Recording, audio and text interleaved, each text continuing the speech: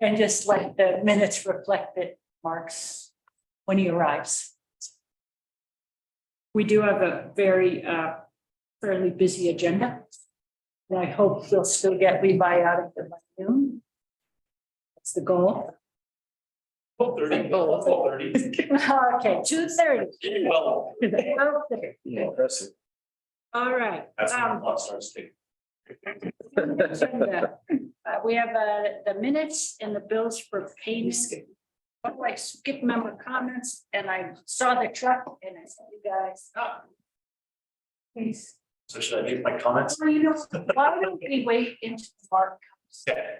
and we'll do the minutes and.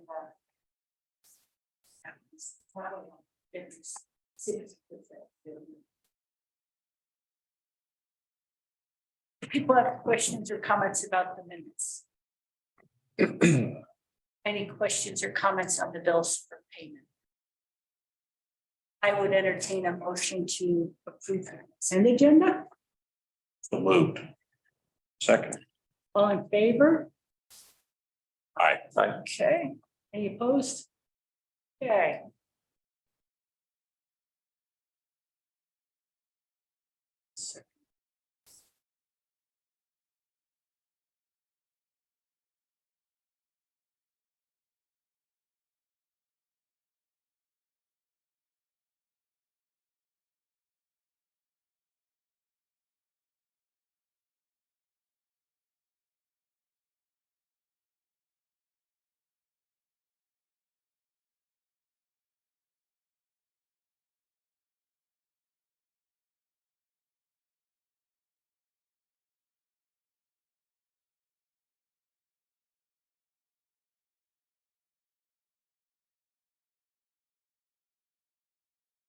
I'm still rolling or on. Yeah, but you. It's a good week to be.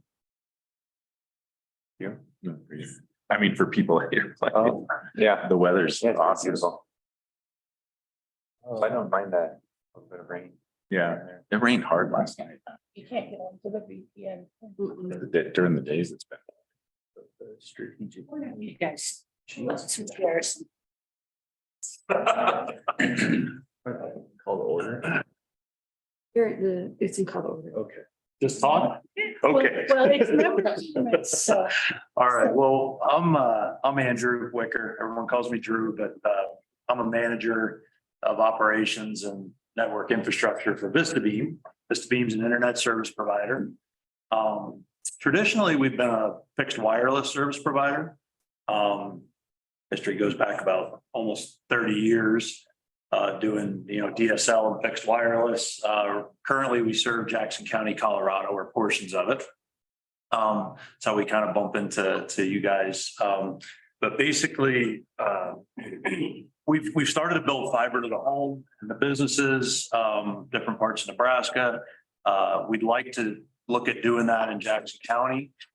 Jackson County's been particularly problematic, all the tree cover and the terrain and things like that. So this was kind of last minute and not planned. We just we actually just bought the operation up in Estes Park called Airbits. And I guess formerly there was an Estes Valley Network, and we were up there working and saw you had this board meeting and thought I'd stop by and just kind of publicly express the interest to work with, Mountain Parks Electric in any way possible. I know we've talked different times over the year, I think with Joe about your middle mile fiber and how we might, perhaps work with you on that somehow, be a customer, purchase some capacity on there, perhaps, pole attachment agreements to run fiber to the community. So we just kind of don't really have any kind of formal proposal, but just wanted to introduce ourselves, say hi, and stop by. So that's about it. Well, thanks, Drew. And when I saw your truck, I was beams here. So it's great to meet you in person. And Yeah. So I think I'm probably pretty fairly familiar with. A little bit, your service seems to work pretty good. yeah, Out of town. it's tough. I A lot of heels. It's our Jackson County director. Okay. Oh, yeah, so I don't want to hold you up. I know you're busy. I just wanted to I was so close by, I thought it'd be a shame to not meet everyone. So, all right. Andrew, how do you spell your last name? Thank you for having me. How do you spell your last name? Wicker. It's like the baskets of furniture. So it's. And who do you, I guess, who's your current middle mile provider that you're, I mean, servicing in our territory, Jackson County? So right now, that's one of the tough spots. We have a circuit from Lumen in Walden. We purchased it through Mammoth, but it's a Lumen circuit that goes back to Denver. And then we built a microwave backup path over to Laramie, which, you know, it has about 500 megs of capacity, which is about all we can do on microwave. And that Lumen circuit goes down quite frequently and it creates outages in town. You know, we're able to keep customers online with that microwave, but, you know, we really need a 10 gig circuit or better to really, you know, serve the needs of customers today. So it's definitely a real problem area for us. There just isn't, that we're aware of, isn't any real good middle mile fiber. So. And we do actually serve the School of North Parks in Walden there. We have a circuit that we run over that Lumen and over to Steamboat Springs. So it's just transport, it's not internet access. So we do have some cross connects in Denver with I guess Project Thor and stuff like that. So anyway, I think there's a lot of, you know, cards there that could align. Awesome. Any other questions? So do you work, do you work with any other electric co-op? Yeah, actually, we're working with MPPD right now down in Nebraska. We just completed fiber to a town in Chapel. You know, on their electric poles there, we're getting ready to do another town hodgepodge. We work pretty closely with Niobrara Electric up in Lusk and, you know, that northern kind of northeastern part of Wyoming there, just right under the Black Hills. We've had extensive talks with High West Energy. We haven't really formalized anything yet. They're based out of Pine Bluffs there, just east of Cheyenne. They've kind of got a network of towers that they built to connect their substations. We've kind of been talking about, you know, how to work together, you know, the fiber to connect those substations and serve customers. So you typically put fiber directly to the home or? We're starting to now. So Okay. traditionally we were a fixed wireless provider, but you know, with the way things are going, fiber is definitely the future. We're starting to run fiber right to the home and to the business. It's working great. We love it. I mean, fixed wireless is great. You know, you can get stuff up for a fairly small amount of capital and get it up quickly and get people service, but it does have some limitations, especially when you get into the more mountainous terrain. You know, it really, and Jackson County is particularly problematic because it's so much is government owned. So it's very hard to locate towers. You know, we've been working with the BLM for 6-7 years to try and put a tower on a particular spot. We have that good luck with the state of Colorado on like state trust land. We've got some towers there. We also have some power issues, a lot of solar and wind powered sites up there that when it snows for 5 days and there's no sunshine, the site goes offline and then that takes down towers down the line into Gold, you know, Rand and things like that. So there's just a lot of challenges up here that, you know, go up like mountain parks or, you know, either getting power to the sites or we're being able to run fiber to the customers. Seems like a great solution. And some folks have started to use Starlink and that seems to be a viable option, but it's got problems too. You know, it's the service can be variable. There's no real support when there's a problem. You know, it's kind of you install it yourself and hopefully it works. We bought some units and tried it. So anyway. Like how many customers in Jackson County would you say? You know, I don't know off the top of my head. I know it's several hundred. Okay. I know there's only about maybe 500-600 households in Jackson County. They don't have a lot of their GIS data online. So Jackson's always been tough. I sit in the courthouse a lot and look at old maps. Many years ago, but yeah, I think it's several hundred customers. Okay. So we covered about as much as we could figure out a way to cover without running into national park, BLM, you know, so we're just kind of almost at a point where it's hard to really go much further without doing fiber. Anything else? No. Thanks, Drew. Thanks. Okay. Thank you. Thanks, Drew. All right, thanks for allowing me the time. See you guys. All right. Oh, Like. yeah.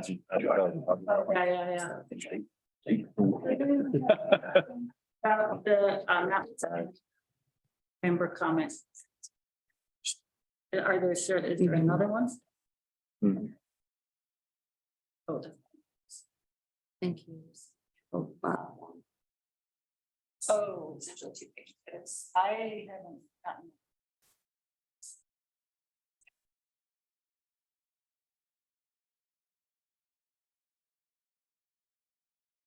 Is it possible to update it? It's interesting. We can always address questions. But it's, Oh, assistance. Keep saying error. Oh, really? Does anyone have comments? We have a letter from Dennis Carpenter. Does anyone have any comments on any of the member comments from Mountain Parks Electric and Mountain Family Center? I'm sorry. Dennis and Francine Carpenter. Winter Park Horseman, and the thank yous from from a student who got an academic scholarship, several of them, 3 of them, which is nice. How do we want to reflect these written comments in the minutes? Do you just want me to say that you present written member comments? Do you want me to refer to each specific member's name? Yeah, well, I wasn't sure if we wanted to acknowledge, identify members since we're recording this. I mean, I don't know. Yeah, I mean, they're public, so we could, but I don't think we need to either. just like we reviewed member comments that were received via email. Right.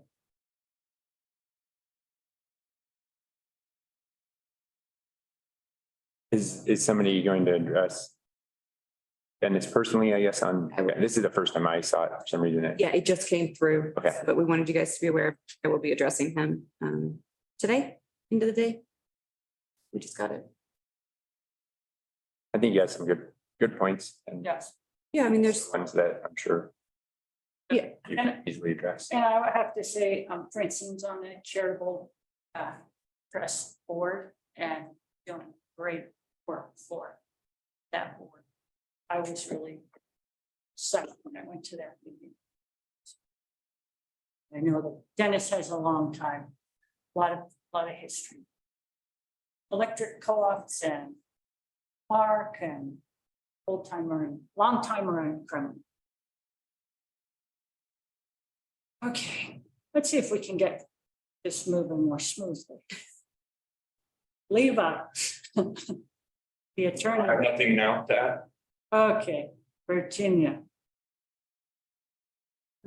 so you guys can see my report. It's attached, just giving you an idea of what I'll be working on for the rest of July and early August. It's worth noting that I will be out the next 2 weeks, so there's not going to be a lot happening from me over the next 2 weeks, but this gives you an idea of what will still be going on in the background.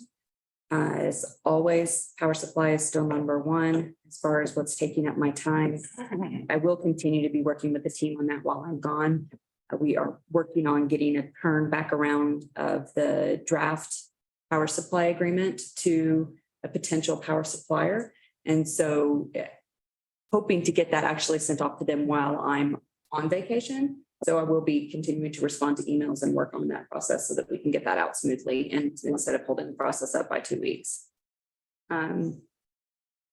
See, another thing that's not listed in here that I do want you guys to be aware of is we did receive notice from Tri-State the end of last week. Yeah, the end of last week, Friday. Yeah, Friday late.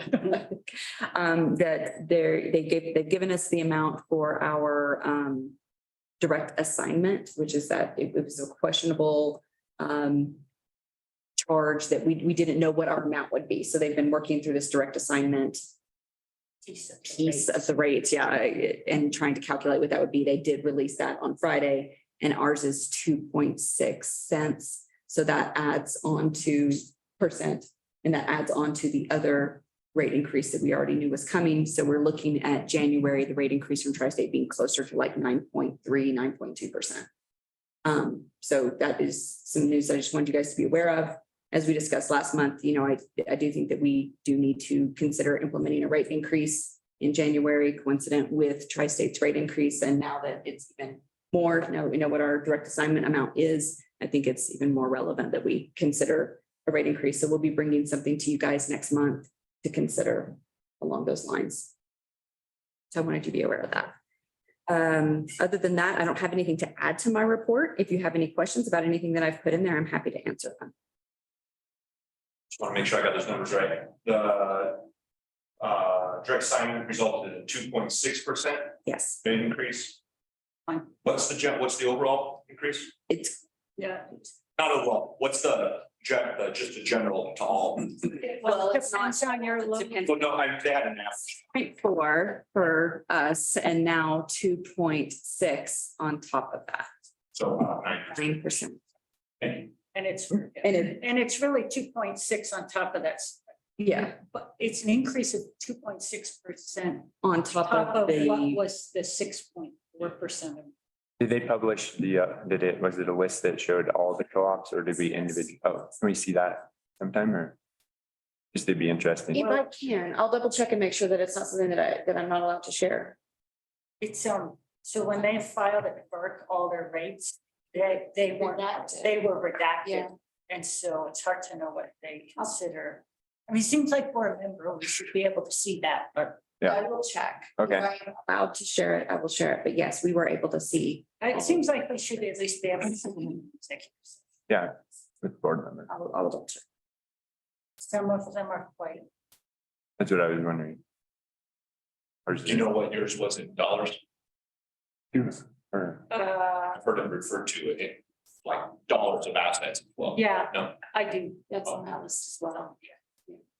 It's like 1.6, something like that. But don't put that in the minutes, it might not be exact. It was, yeah. So that concludes my manager's report, unless you guys want to discuss any of the items that I have listed in it. All right, seeing no discussion, we'll move on to action item. The first is the vote on the strategic plan. Virginia, do you want to talk about it? Who's in? Yes, I do. And we were calculating about how long we thought it would take to get to this point. So we told the other employees who are participating in this to come at 8:30. So they're not quite here yet. Let's keep on down so to the Could we do the tariffs. tariffs first? That way, if any of them do decide to show up, That'd we be, can have them. that'd be yes. So we go to the tariffs. Hold on, interconnection tariff. All right, so 3 routes of tariff changes here. Big one was the interconnection tariff, which was required by a new state law and PUC reg. You have a filed with the PUC tariff, which is a subset of the overall interconnection procedures that all co-ops have to follow. The tariff only has to include timelines and charges. So our tariff, which will be filed with the PUC, is going to be section 341. That has the timelines and charges. Procedures, which we've had a non-tariff document for years. We will continue to have that, and staff and Jim Hageman, our consultant, are working on revising that. That document is not a tariff. We are deleting 2 tariffs that had interconnection issues in them because they would be inconsistent with both the regs and our new tariff. Those are 340 and 202.10. So for the interconnection tariff, we are approving, if you look at the red line, it's kind of messy, so we included after the red line, the interconnection tariff final. It also, because it's in the same section, includes the net metering. We'll get to that later. So net metering is 330, go past that. We're deleting 340, which now shows as reserved. Keep a place for it. We're replacing existing 341 with what you see in CTO. So the first approval will be to approve deletion of 340 and revision of 341. We will get to 20210 later because it's a different section. Okay, if people have questions about the deletion of 340 or the revision of 341. Do you anticipate we'll need 340 again? Sometime? No, so 340 was mostly related to QFs. Yeah. QFs are, to the extent, they're governed by PURPA. To the extent not governed by PURPA, they will be governed by new tariff and revised procedures. Okay. Ty, do you know what QFs are? Qualifying facilities. Oh, sorry, yeah, so QF is a qualifying facility under PURPA, which require, and so if you qualify, as a qualifying facility, a utility, whether a co-op or other, is required to interconnect and or purchase from them, but and there are rules on the minimums, which are for the most part much lower than what they can negotiate, so we don't have a Q2 QF, I don't believe.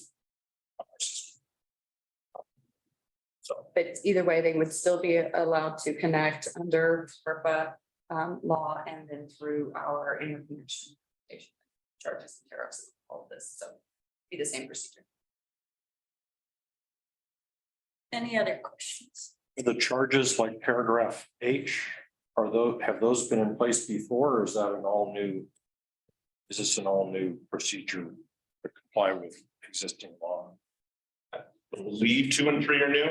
Yes. Yeah, for the level 2 and level 3, Because, because we never had one. and the state requires that we have those levels. We Yeah. did not have those levels previously, so state requires. And then, you'll notice under H number 4, that's where the real cost to the applicant comes in on levels 2 and 3. Because they can, and my understanding, often do require significant studies. It's actually mandated that we do the studies. So, and those would probably be consulted out, Yes, yeah, because we're big studies, so. system impact studies is what it, when you get to that level 3. So we don't know what those charges are, but the tariff requires that all charges be in there, so I added that language. Those charges that would just be passed along, that cost, I assume, and maybe administrative costs. So what types of customers would these be? For level 2 and level 3, you're looking at like a 50 kW and bigger, like up to over a 500, I think, goes into like a level 3, Craig. So big facilities. That would not qualify for net metering, which Right. again, the two separate things. There's interconnecting a customer, and then there's whether you're going to give them credit or pay them for any of the energy. The net metering covers that piece for under 25 kW. Over 25 kW would be either a QF or a special contract. We do have special contracts. Right. No QFs. And the reason for all these changes, if you guys remember us a couple of months ago, I talked to you about it. You know, Levi brought up the fact that we did not have these on file and we were required to have these on file. So it's something that we have to have. And the vast majority of how this is written, how we've structured it, is straight out of the requirements from the PUC. Yes. Do you anticipate we'll need to go back to some of those special contract people and look at this in a different way or than we did it originally? So, no. Because this only governs the interconnection process. Okay. And our procedures could govern ongoing interconnection. But the contracts, like the special contracts that we have, those govern what they're paid. Yeah. And that contract governs. And this is like, hey, you want to interconnect with our system. Those guys, the contracts have already interconnected. They've already been through whatever process we had back in the day. It was 340, Yeah. 341. 31, 20, whatever. And that's before the state had requirements around this. Any other questions? Thanks for no charge for under 25 KW. Yeah, Yeah, there are co-ops that do charge for. Yeah. 25. Yeah. I know, Not much is good. but we're not even talking about that. Well, we are. Okay, other questions or comments? Make Yeah, entertain a motion to delete. to delete 340 and leave as reserved and for 341 as presented. Is there a second? Second. All in favor? All right. Any opposed? Who's the second? I Me, know. thank you. Okay, in the second for that.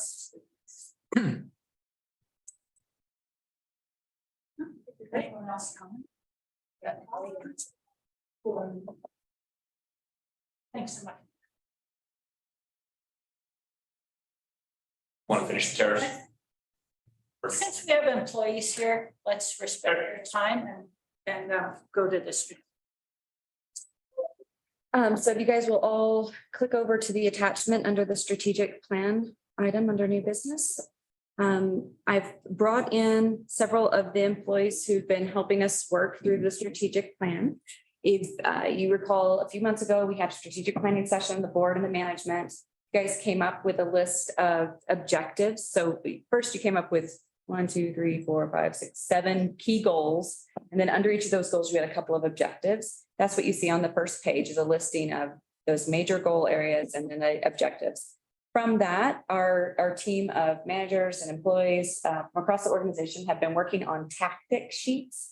So these are the tactics that we will be using to meet the objectives that you guys established during strategic planning. So the first page is an overview of each of those objectives, who the leader is. The leader is the staff person who is, organizing this objective. And then kind of, you can get a sense of when we plan on starting that objective, when it's due. This will be the ongoing tracking sheet for you guys to see whether we're meeting the targets, whether or not we're on pace, and any comments that we might have about challenges that we're having meeting or whatever. So it's going to be the standing scorecard for you guys to look at. After you pass that page, you'll see the objectives again listed out in a just kind of a different format. It's an easier format for us to follow. We can see the overall goal, the objectives that fall under it, and then who's championing each of those objectives. And then you get into all of the tactic sheets. So these tactic sheets are the work that's been done by our employee team and management team over the last few months. And they've done a lot of really good work. And I just didn't want to present it to you guys without them here, because if you have questions about any of the tactics, if you want to get into some of the details, I wanted the people here who are actually going to be running those tactics and who put in all the work to develop them. So we can go through this a couple of ways. First, we could go through it where we read through each one of these, which is going to get pretty detailed because they do get in the weeds, right? They're very, very much tactical. It's the type of work that we do on a daily basis. Or we can just answer any questions if you guys have already had a chance to review these and just kind of have them marked up for the questions that you might have. We can answer questions as a group. So I'd leave it up to the board to let us know how you'd like to proceed with reviewing all of the tactics. There are 17 of them. Yeah. What do you think, Ty? I guess my first question is, all employees, things we left out, things you would like to change last minute, any of those type of things. Anybody notice anything when you're going through all the objectives and goals that you're like, man, they really should be focusing on this, and they aren't? I think we discussed it. I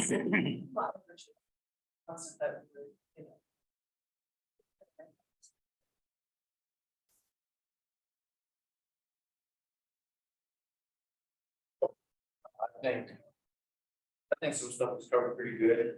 I mean, it's gonna happen throughout a few years, so there's always stuff that can be added, but like, that needs to be added.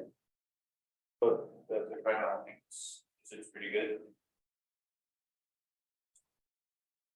What were some of the areas that you guys can join in too, that we thought were really there was a lot of consensus around it being very important, because there were several of those that I felt like a lot of the employees were like, oh, this is one I really care about.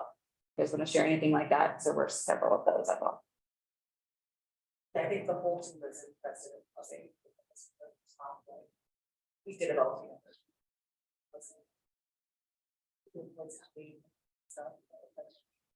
Retention. Yeah, retention, that was definitely a big, everybody. But there's some 70 days. In which we really did think about it, so.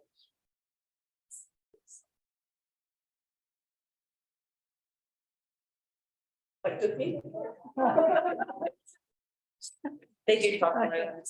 Well, yeah, I know it's kind of- Well, one for a couple of my teams was just overall buy-in from all the employees coming up with these tactics was pretty impressive. There was a ton of thought and effort put into these. One of the ones that hits home with me pretty good was on this first tactic sheet was the develop the 10 rules to live by. There've always been something like that throughout my career, but posting some of that in the building on walls and maybe coming up with some cards that people see and maybe some questions in the building. Why are you working safe today?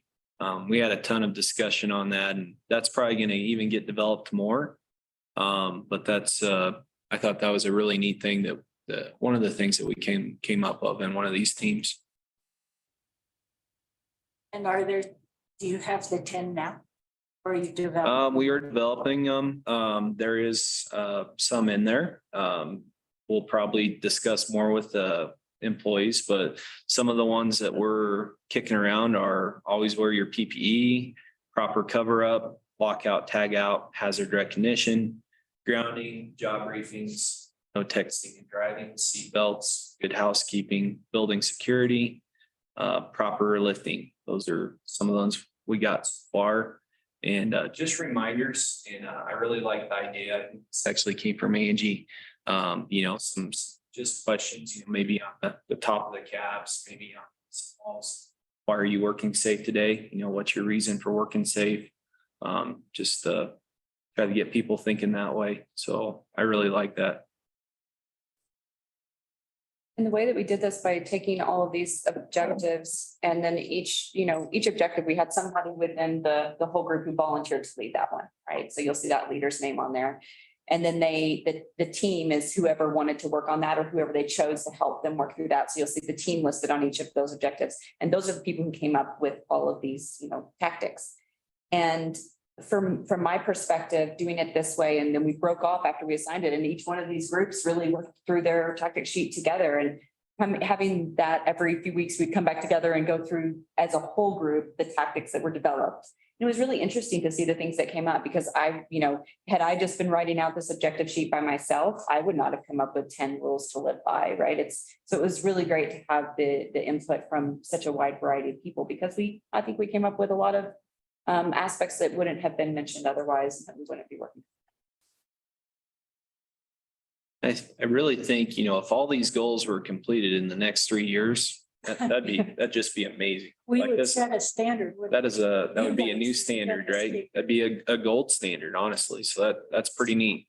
It's fairly exciting. It does represent a lot of work. I will say that. I think that it's important that the board realize that this may not all get accomplished. I hope it does, that the 17 objectives that you guys set are a lot of work, right? I mean, and so every time we have an objective, we're trying to fill in how are we going to accomplish it, it turns into, a pretty big tactic sheet. And so hopefully we will be able to keep up with it. Hopefully we'll be able to pace ourselves, but that's part of going back to the first page score sheet where along the way, we'll do updates with you guys and let you know how the progress is going on each of these. And if we see some that we know are falling behind because we can't get it accomplished within that time period, we'll let you guys know and make recommendations, either put it forward, another year or to remove it. Sometimes when you start working through these, you realize there's something on there that you don't need to be doing. And so it will kind of be a living document in that respect. But ultimately, if you guys are in agreement with all the sheets that you see here, which I know is a lot, and we can go through them individually, this is what we'll use to set our work plan. This is what we'll use to set our budget. This is what, this will be kind of what guides us as far as the work that we're doing over the next few years. Within these subsets or major categories, for instance, like 1, 2, the fourth one down, ensure strong, safe, Number 7, complete the middle mile fiber build out. 8, investigate opportunities for third party fiber. And 9 is about the work plan and facilities. And is there any order? Because to me, that work plan and facilities should be more important than the Yeah. 2 items that talk about the fiber. So we discussed that during the strategic planning session, because the objectives that are listed there are straight from you guys during the strategic planning session. And at the end of that, we were like, are we going to prioritize these? How do we order them? And ultimately, you all decided, well, we can't really order them. How do you say reliability is more important than this? Or how do you say, I think the only thing I got from you guys is that safety has to be first. And then after that, it's like, well, they're all important and you didn't give us a prioritization. If you think we need to have a prioritization, I certainly, we can do that. But we did discuss that as the board during the strategic planning session. Yeah. And we had that question from the employees during this process too. They're like, well, how do we prioritize this? And we're like, the board, it's all important, right? We didn't get a prioritization. Yes. Yeah. And that was the new question I had on the active sheets as you guys listed the patents and text. Did you prioritize it? Or did you just say, here's the whatever? Okay, well, that's good. So as long as we're aware that within the little things, there's no real ranking. Right, I think we Is just it- put so many people on the teams that you can't make it yours. Exactly. it's all important. Well, and we did talk about that a whole lot also during strategic planning, that it's like sometimes it can be mutually exclusive, right? You can have financial goals. That's where we always run into this, right? If your financial goal is to establish these financial parameters and meet them and maintain them, then sometimes you have to stop doing some of the other stuff that we're wanting to do in order to maintain those financial goals. So that was part of the discussion around prioritization is, how do you really do that? So I think that it's certainly something we can do, but I'm not asking, I just want to understand. Because I want to thank you because you have put in a lot of work and we are way ahead of where we were the last time. Right? As far as being involved in ethics and having something that's down for us. Having grown that. and this isn't our whole team, it's just part of the team. We have more people. I couldn't convince everybody to show up. It's get a special treat. Help me come up with a special treat. Can you guys introduce yourselves? I know, we know a few of you and others I know, and we have new board members and things as well. So, Jared Boyd. Hopefully working to the line. Greenwood. I mean,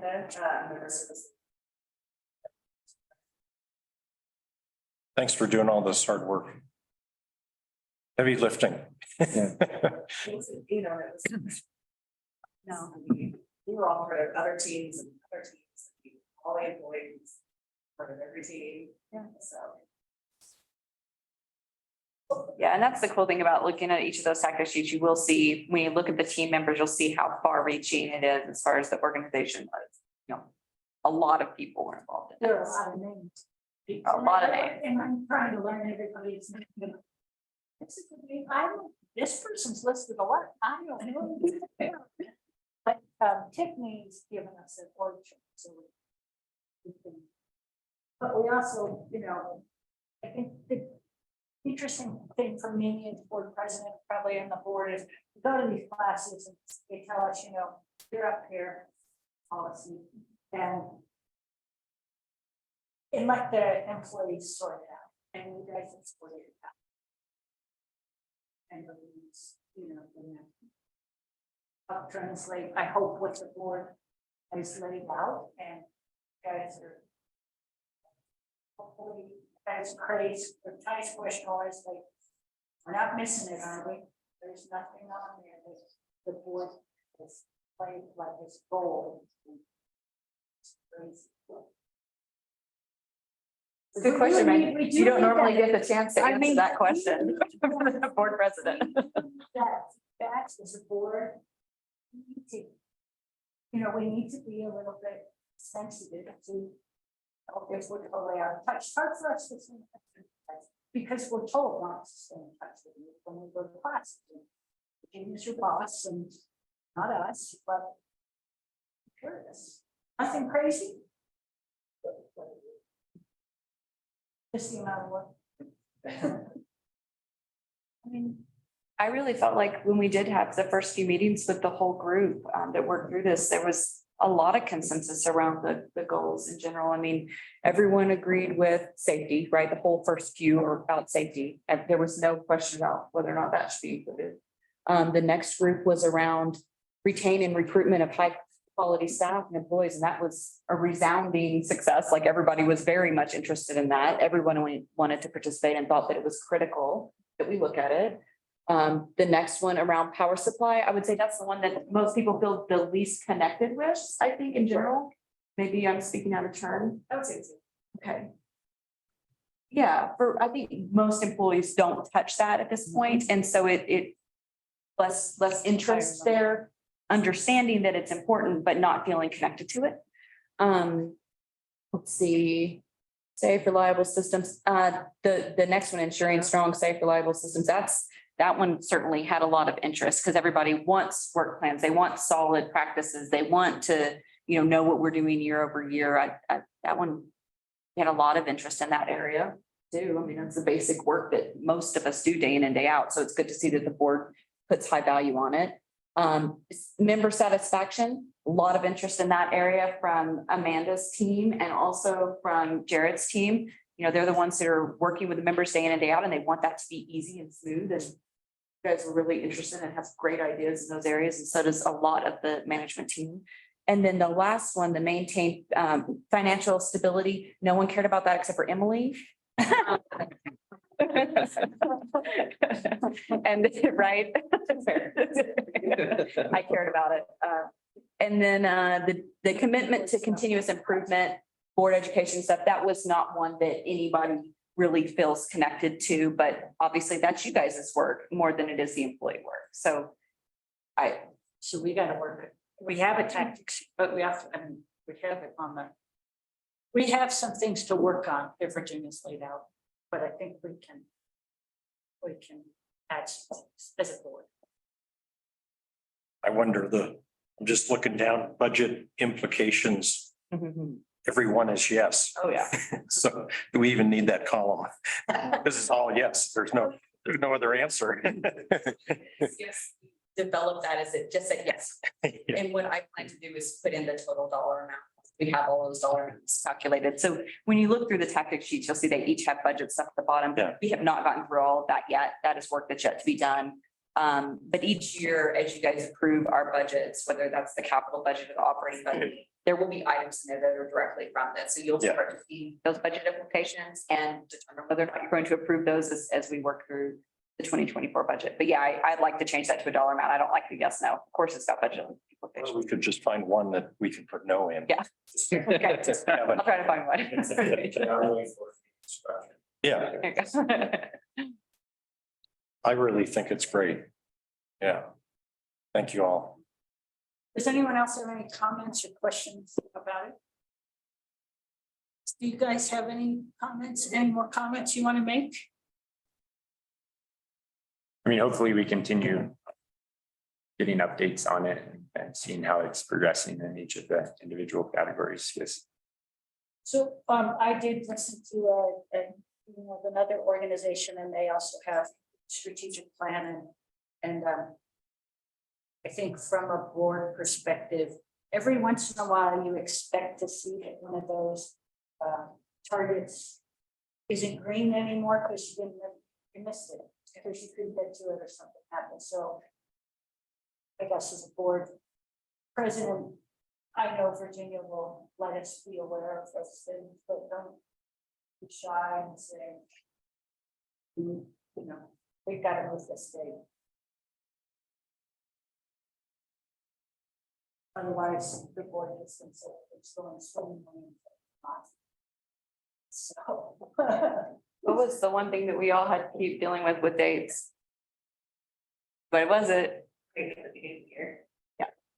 Everybody thought they were going to get all of it done in 2024, like between Q1 and Q3 2024. It's like, guys, we got to pace ourselves out. We can't do this all at once. So It's hard because when you start looking at it, it all feels important and it all feels like it needs to be done now. And so I would say across the board, every single person who was leading a tactic was too aggressive as far as when they thought we'd complete it. So there could be decent shifting of those, delivery dates because people wanted to do it quickly. And I think that that's, sometimes we'll run into that being unrealistic. We talk about that a lot.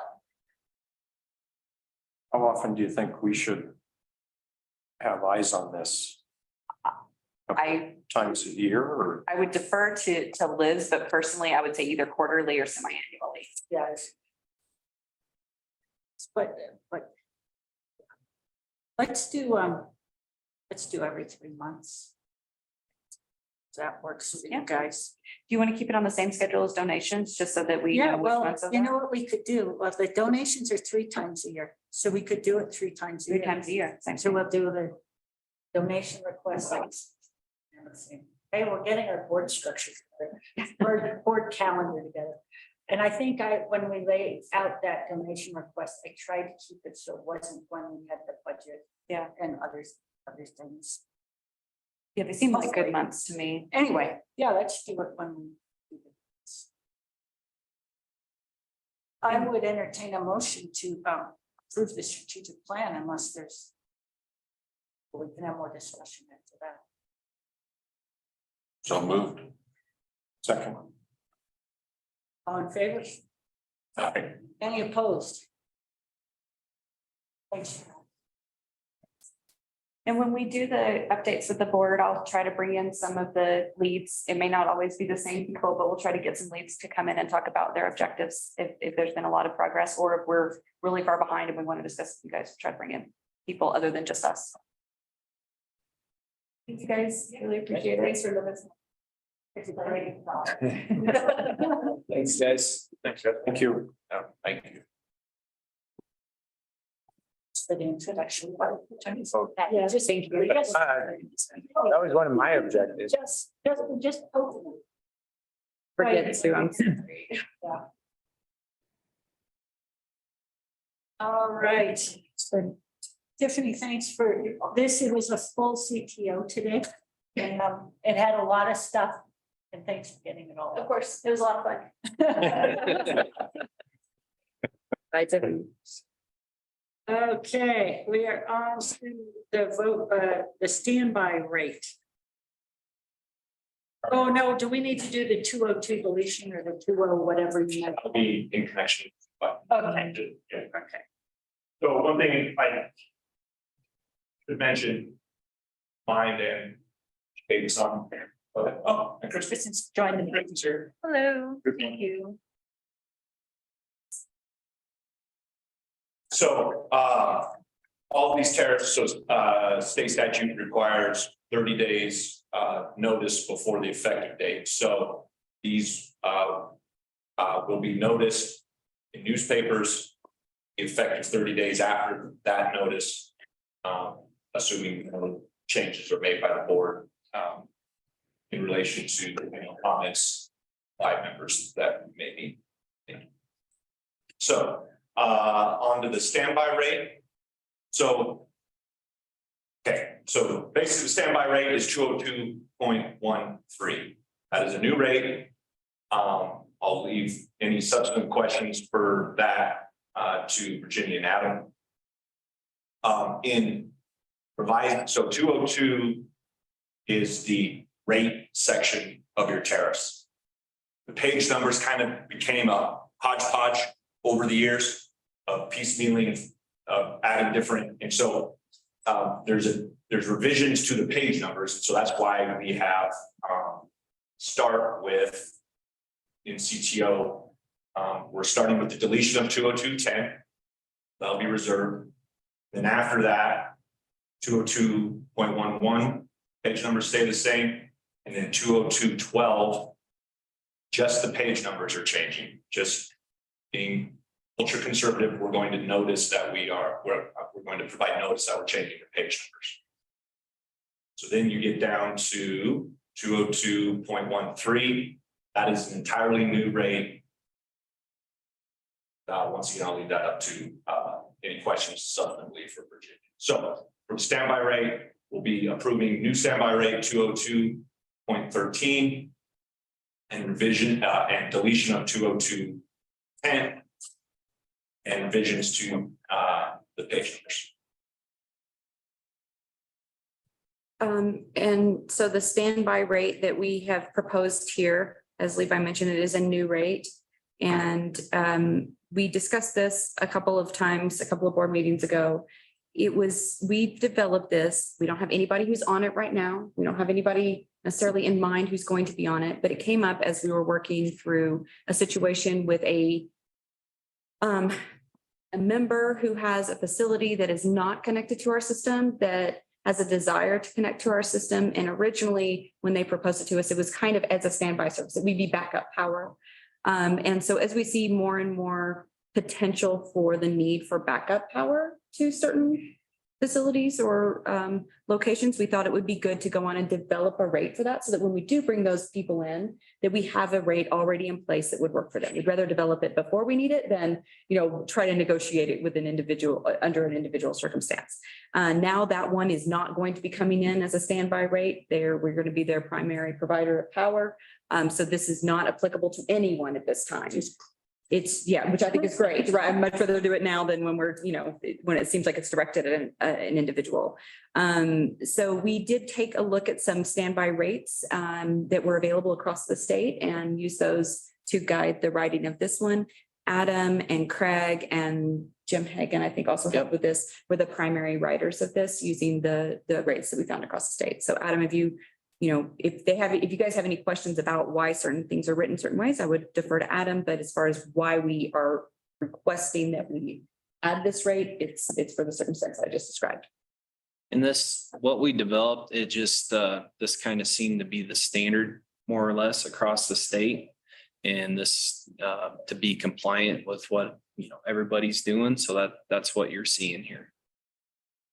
Does anyone have any questions or comments on the standby rate? Okay, I would entertain a motion to the 202.10 and not the 202.13 and the changes to page numbers. So moved. Second. All in favor? Any opposed? All right, the net meter. Okay, this is much cleaner. Yeah. Revised paragraph 330 net metering. Two main substantive revisions were to revise the true up date.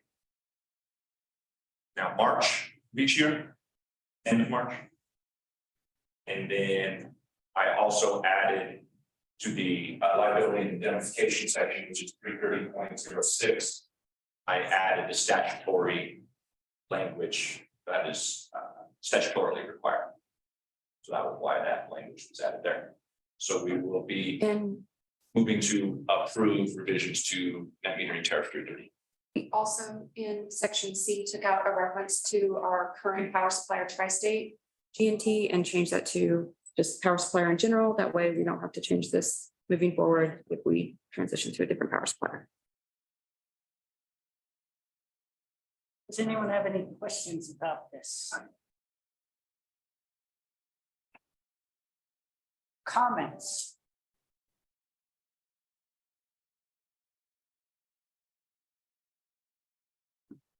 Is there a motion to approve? Motion to approve. Metering. Second. All in favor? Aye. Any opposed? Okay. Well. I want to say this is the first time we will be going through, we're down to our unclaimed capital credit requests.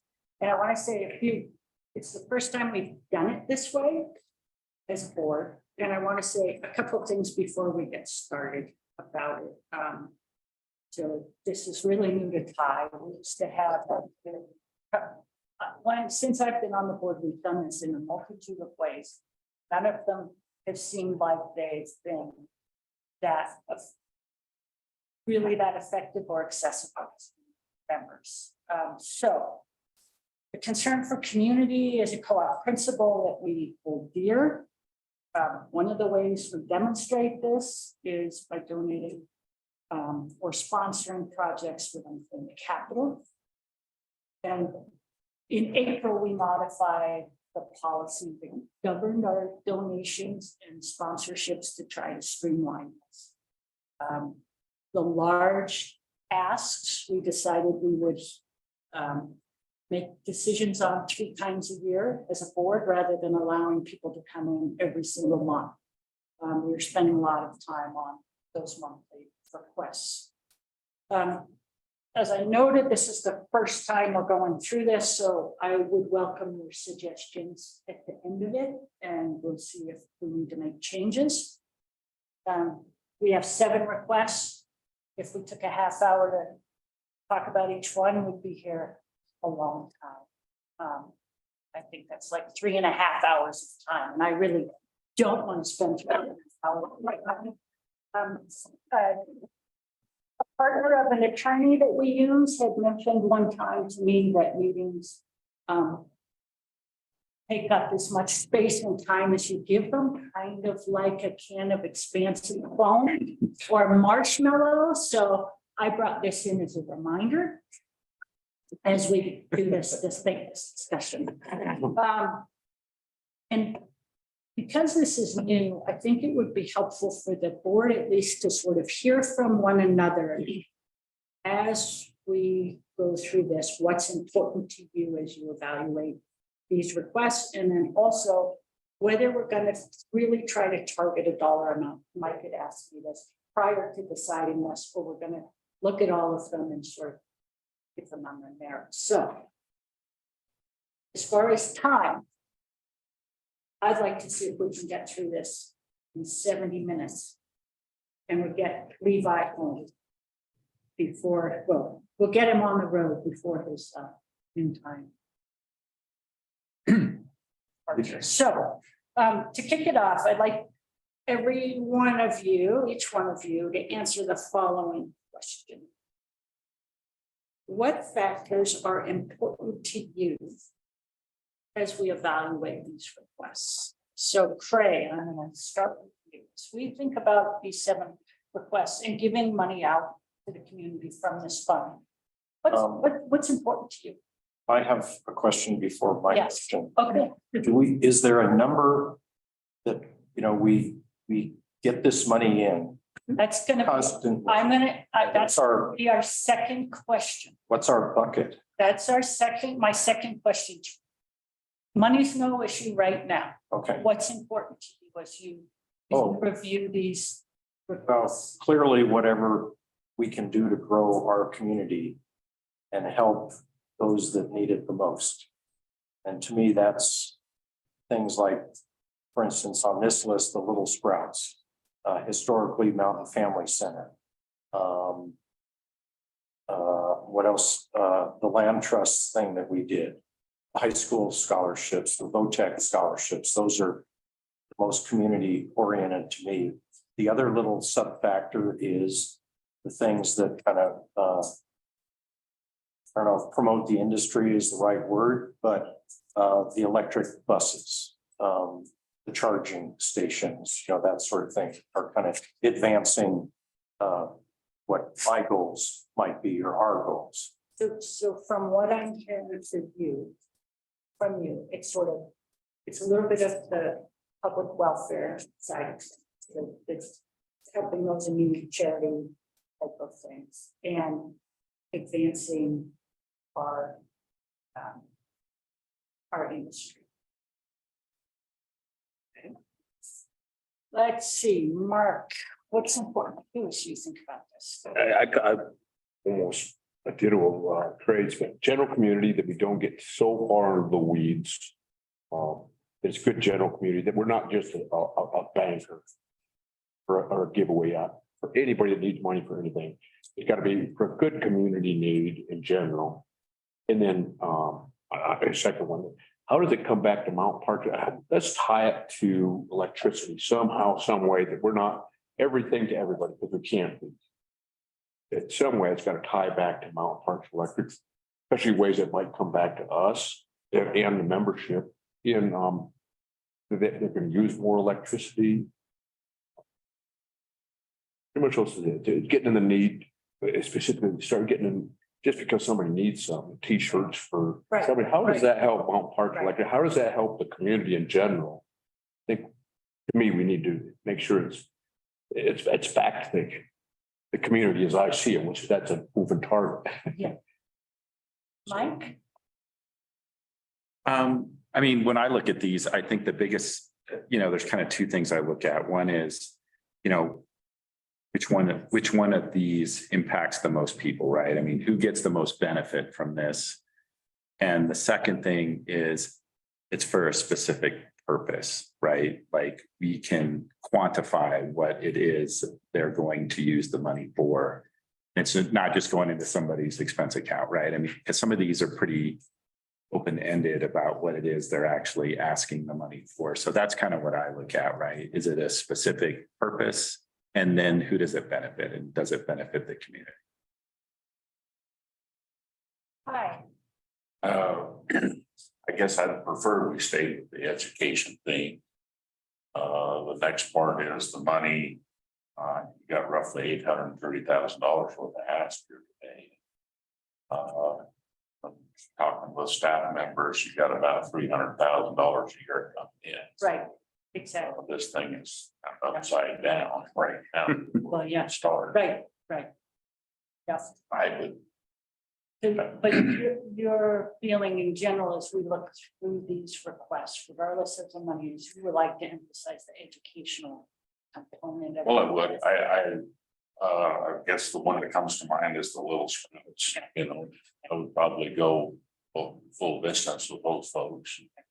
Some of the other ones, I hope we have an opportunity. Oh, to- you're gonna have an opportunity. To make Believe me, I'm gonna give you some opportunity. I've got some more tricks, but I wanted to have this conversation first. Kristen, what's important to you? Alignment with Mountain Park's mission. I think our mission is very focused on community and, kind of similar to Mark, I'd like to see the tie-in with electricity in the system. I think that's a nice complement.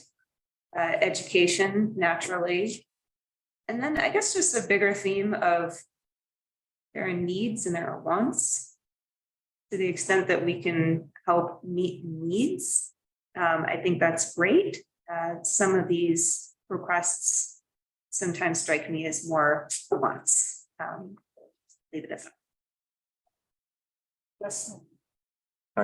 Liz and I have talked about this in depth a number of times, but I mean, I think I agree with both everyone so far. I do like the focus on education still. I think it's a unique position that the fund was, or that the charitable trust capital credits was originally set out for. And for a while, we're going to continue to see that amount come in, but I think as technology progresses and we're able to find people in the future, that this fund will get smaller and smaller, and to try to keep that in mind. I like the needs versus wants. I know there's times where unique circumstances come up, and hopefully we can be flexible to help individual projects or community needs. But yeah, I mean, some of these I see as a taxing authority.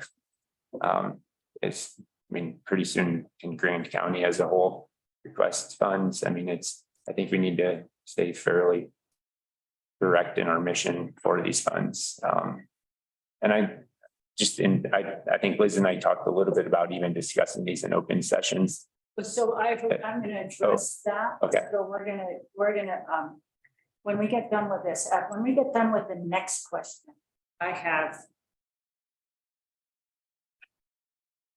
7 copies with the names of all these all the requesters. And you guys are all gonna fill out a slip, and you're gonna put it in each cup. And one of those slips is going to have a star on it, and that's the one you feel most strongly about.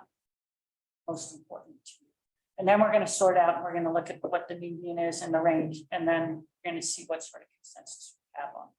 So rather than spending a lot of time on each one.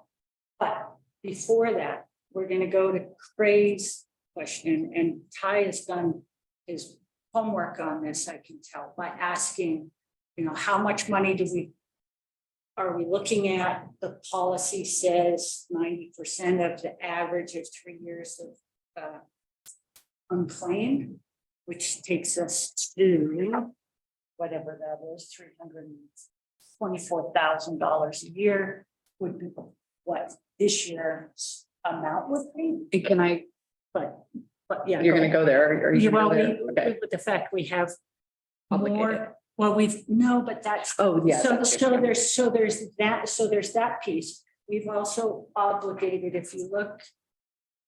We've also obligated a bunch of money, but we have about $600,000 that is in the fund that hasn't been obligated.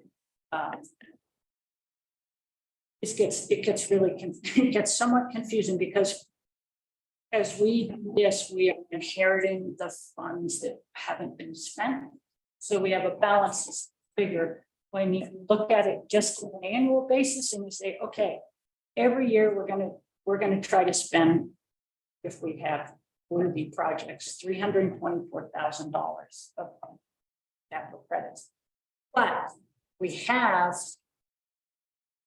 about recurring obligations of about $140,000 that we've already committed to out of that 324. And if you were to add, in the past, we have given $40,000, we've given $5,000 a year to every single early childhood education group. So that's another 40. If we were to continue driver's ed, that's another 63. So at the end of all that, you end up with $81,000 a year. If we do this, If we're to continue this. if we were to continue the scholarships, if we wanted to continue driver's ed, if we wanted to give to the early childhood education. So then all of a sudden it's like, okay, we're going to spend 70 minutes talking about how we spend a third of $81,000, and that's our target. But right now, we have $600,000 in that. It's not encumbered. Is that about right? Is that accurate? 600. 600 if you take out the 200 that's already basically committed. Yes. And there's 700 in a CD that that we're trying to, Well, it's that CFC talked about. we don't want to spend all of it. One. So my question to you all is, do you want, prior to going through these, do you want to set that cap of what we're going to spend today? You want to set it prior to we discussing it, or do you want to wait until after we discuss them? You want to set it. So In case that one project comes up, I'd hate to limit. I mean, we won't know about it if. It might be the one that is $200,000. It's absolutely needed by the community or something. So I'd hate to limit folks when they're applying, right. but maybe we need to put some bounds that, it would be very rare for us to give out more than Yeah, I mean, X dollars. I think if people look at our financials, go ahead. I think since this is our first cycle of this new system, maybe we should err on the conservative side. And, rather than say, oh, we have 600, we better spend it today. No. And then next time, yeah, so I don't know if that number is, but I was thinking, if we do the dollar amount in the cups, and we come back with, you guys all have sort of looked at these projects, you probably have price tags or dollar amounts in your head, how you feel about them. It's possible it will come in with not spending $60,000. Just wrong. And then we see where we are. And are we thinking about some kind of reasonable target, like 150 or 300 or 200 or wait, see what the cups show. Well, I would say so. We have 3 grant cycles throughout the year too. We have 3 grant cycles to go through and I two, yeah, we'll have 2 this year and then we'll get another 300,000. I have just a quick question. It's a little off topic, but under the new system, there was a gentleman that I don't know if he applied or was going to apply for tuition reimbursement for energy audit school. So It deduct under- $5,000 requests go to. Go under, okay. Yes, Okay. I can let you guys know if that helps. I can let you know which ones I've received and how I've decided on all of them at this point, because I have received 3. And I think Yeah, okay. One of them was for that, right, and I did approve it, so it has, it's training for a qualified energy auditor for our county. I think it's a worthy cause, territory, yes, that's a good point, territory, and that's through sustainable grant, and then I also received a request for a preschool program out of the Fraser Elementary, is that right? That's the list. Let me provide- I didn't want to get off. I just wanted to kind of understand how the new. Yeah, anything under 5,000 is going to me, and I'm. And then it's the charitable trust request get filed to the charitable trust. They meet another month, I think. If that's. So the under 5,000 go to Virginia, but that comes out of the 300,000. Yes. And the charitable trust, 40,000 Yeah. comes out of it as well. Every year, out of this, 20,000 goes to the charity. And my amount, my authorization is limited to 50,000 a year, so they couldn't send me $5,000 requests and then me empty the whole fund, it's limited to 5. So you're saying if you stick to the 300,000 general rule, we've got about 80,000 Yeah, left for the next 2. well, yeah, but so, well, no, because there are a few things in that 80,000 that I put in that we've had done in the past that I'm not sure the board wants to do in the future. This is sort of one of the issues with the new process. Yeah. In the past, We have- the board, well, we have requesters now, but no one's ever come to us and requested funding for driver's ed. Yeah, It was something. we just that did. we took on and did. And so we had a long conversation about driver's ed with people, and I don't necessarily go back there today. The other thing we did was that early childhood education, they didn't each one of those didn't come and ask for money, and the board felt like if we fund one, we should. So it was just like, and they're not a taxing authority, that's just when it's noted, that's an educational component that gets no funding from. Does it's not part of the no level. So so theoretically, we're at 180 without those things. So.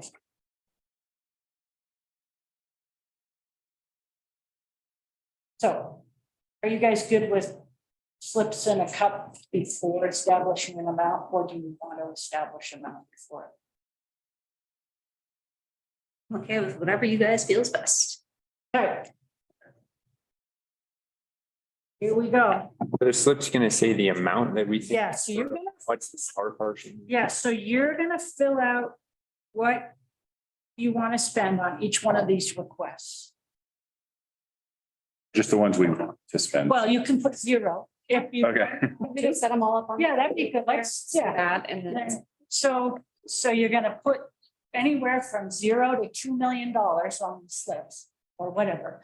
And the one that you really feel strongly about, put a star next to the amount of. Just Feel the one. most The strongly one you feel the positively, most- not negatively. Yeah, positive. Okay. So explain, I mean, before we do this, explain to me the early childhood money that we already give out. We haven't given it out. Yeah, so 3 years ago, we talked to Grand Beginnings, and we had a few childhood centers that had, expressed interest in getting some funding. COVID was just ending, they had trouble with staffing. things like Right. that. So we went with a blanket approach to each facility. Some are run by churches, some are run independently. There's a few that are run through, they're mostly all nonprofits. So we went with that blanket approach. And then I found it kind of strange that only a couple followed up with a. So like Fire on the Mountain, like what is, I don't even know what that is. What is it? It's a. Oh, I know what Fire on the Mountain is. I mean, what's Little Sprouts? What is that? It's a. Preschool. Preschool. Daycare. Preschool in Granby. Little Sprouts is, I think, down over by, 10 mile. yeah, by Power World down that direction. Okay. So, one last thing to make your heads explode. I also have a cup over there that says dream requests. Okay. And that's for you to think about what you want to be asked to fund. What are the gaps? What are the needs in our service territory that you would like to fund? So that's the last slip that you have. Okay, I didn't bring up. Oh, pens. And who needs pens? Only my, Only. I'm prepared.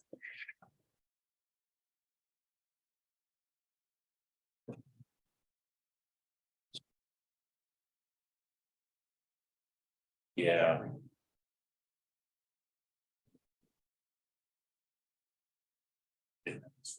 Yeah, it's smooth to me. I really didn't know that. I wish I did more homework.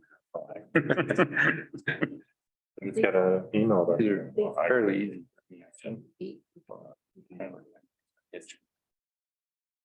A membership too, which you. You're right, yeah. That's why. We're gonna put an amount too, right? Okay. Yeah, but I mean, that's where we get into. Get it all fleshed out. Okay. But the Bethany, yeah. Coming out of that sort of thing, yeah. Well, listen. I like this process. Well, I don't know if it's a good one, but we're gonna see. Actually, I think it's pretty efficient.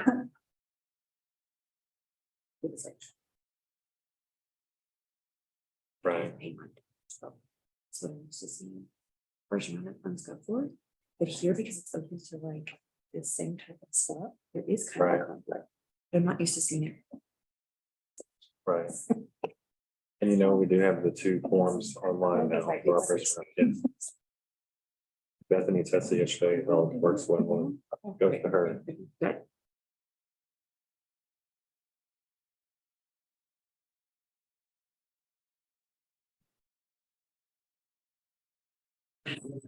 Hi, can I guess? Can I make guesses? I don't know the timing, but Ty and Mike, Middle Park High School, this is their second. They've been here before. For the same money. Yeah. Yeah.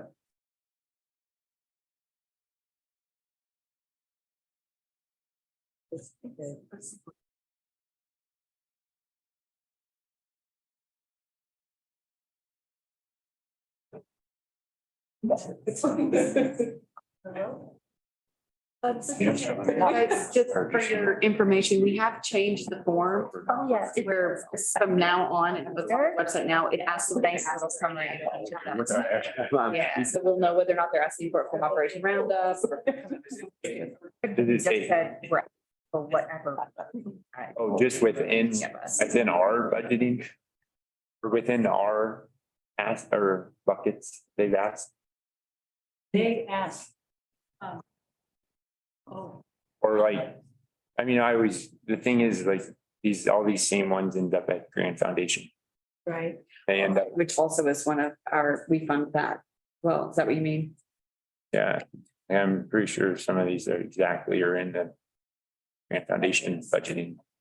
So, That's why we tried to ask what other funding sources they've secured, but maybe we need to. are you applying for any other Applying anymore. We have added a thing asking if they can community funds? same from anything else from us. But you're right, there could be other community funds that would be a double dip. I mean, the 25,000, for example, could be hit up twice then through. If we're not privy to their grants also. Yep. Which is the same situation with all Roundup, because they could get some of these requests too. What should we call the last one? Like the wish? or the- Yeah, the dream request, or the wish request, or however, whatever you want to call The organization? it. No, the last cup, Potential double. there's one last slip that you're gonna have to fill out. Dream. The dream one.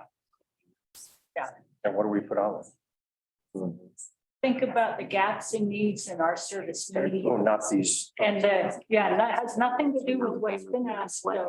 Given on. But if, Right. what's the funding request you as a director would like to see come to us? What's the need of the gap? If you feel like would be a good use of these funds.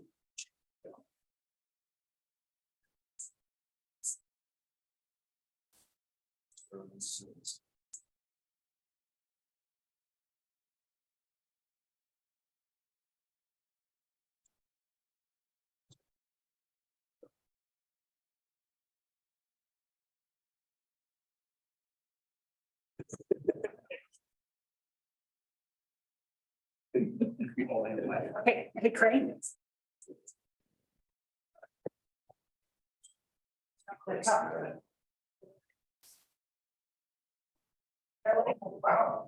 Oh, my God. It's-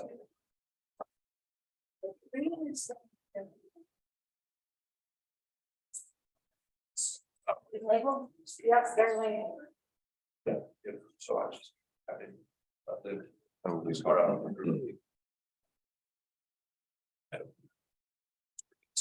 never. Just the amount. Yeah, I know, well, you know, Page.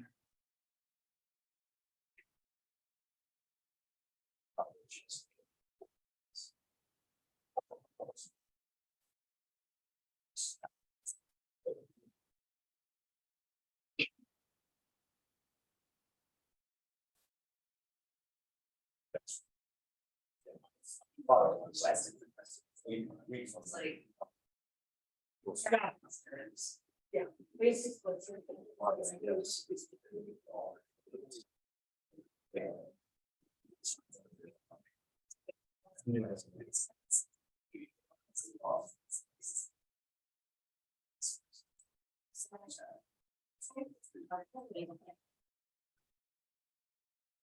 Oh, sure.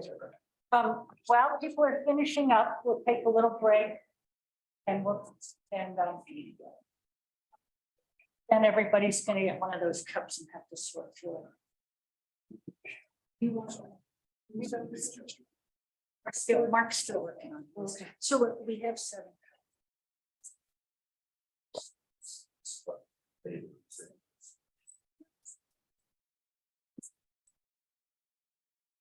This is very democratic, the cups, Yeah, cups.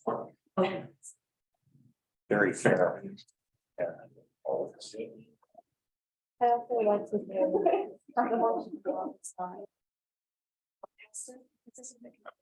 That makes it hard. Yes.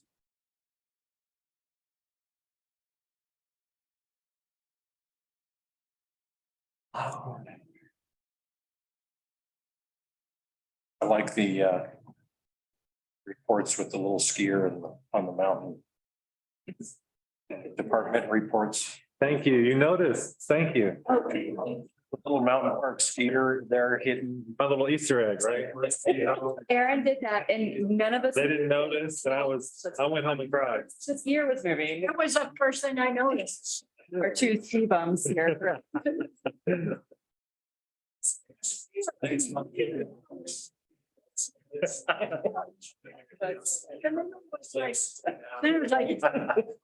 I should have done that to Virginia.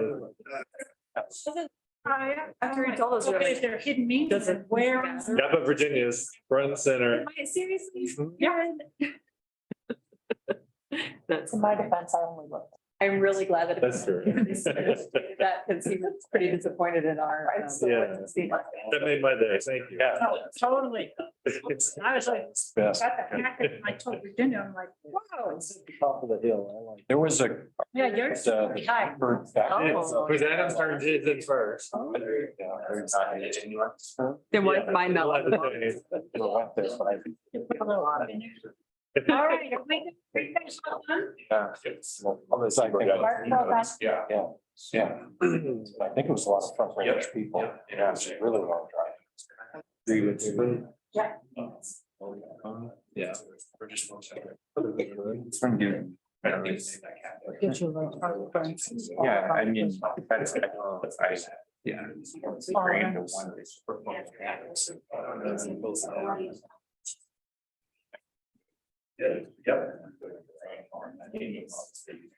Actually, like me and you guys, that's. Another way I do. And then My wife it's was just, on board it's, for that. it's just. It's not proportion, you know, we should. Proportional. Bonus. Cause what did they say?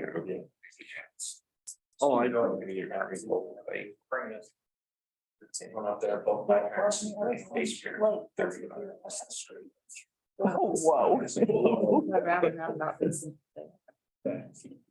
I'll bring it up there. Yeah, so that's. And I didn't, Angie's spoke to you on that. Probably. Let's see where we are on. I'll put Angie's here on the other side of the mountain.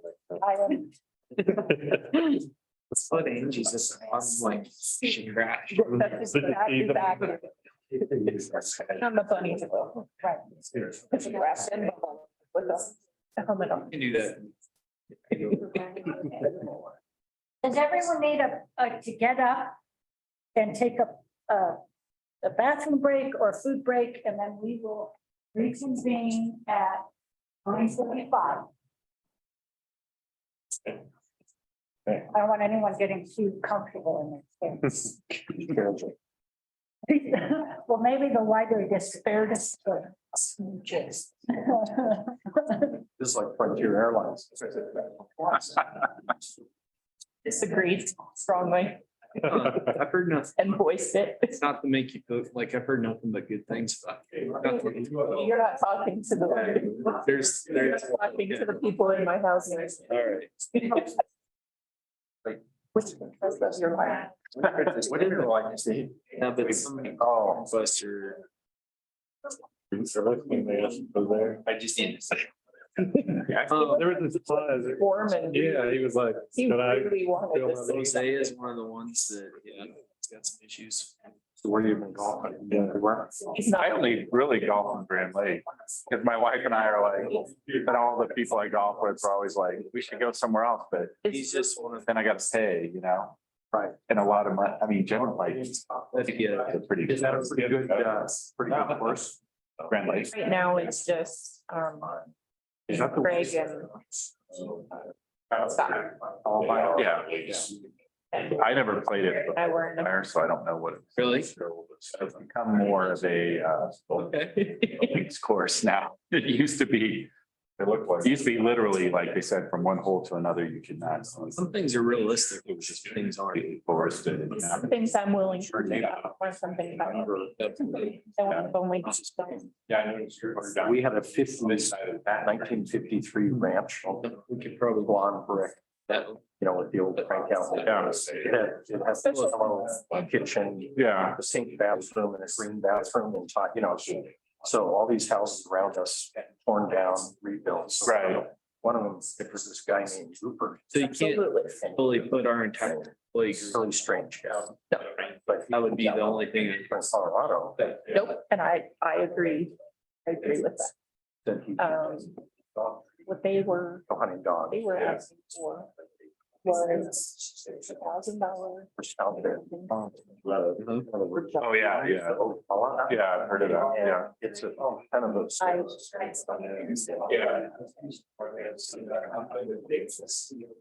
Yeah. Had to start stocking special jet fuel and all this stuff. One of the owners. Oh, wow. His wife was an accountant. Wow. It's pretty normal. Yeah, They moved to Denver, I think, because their kids were teenagers, and I think. Yeah. School wise or something, I don't know.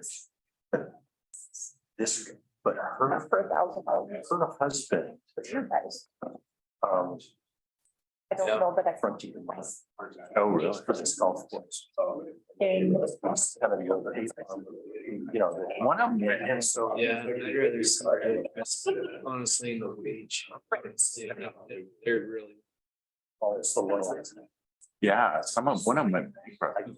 I think that creates problems. So not everything the wage and it's whatever's. Yeah, but he had put up Also, a big chunk too.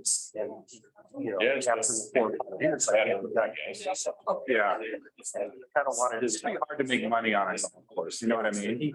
He called the loan on his wife. Yeah, oh, wow. You know, because it's her brother. Somebody just told me about that, not even a week or so ago, yeah. And, Stipend. Rupert, they have a hot tub, and I think he hot tub like 4 times a day. And Really? I don't know. The way I've seen stipends, that would help you retire.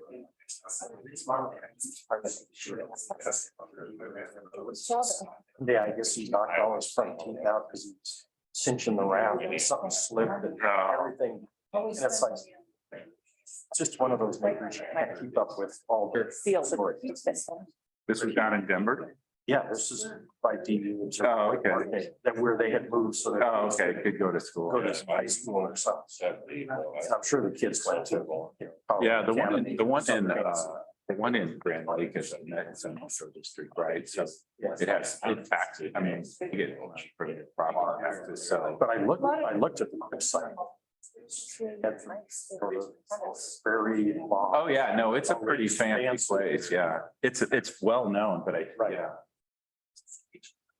Yeah. Don't say comments. Oh, I know.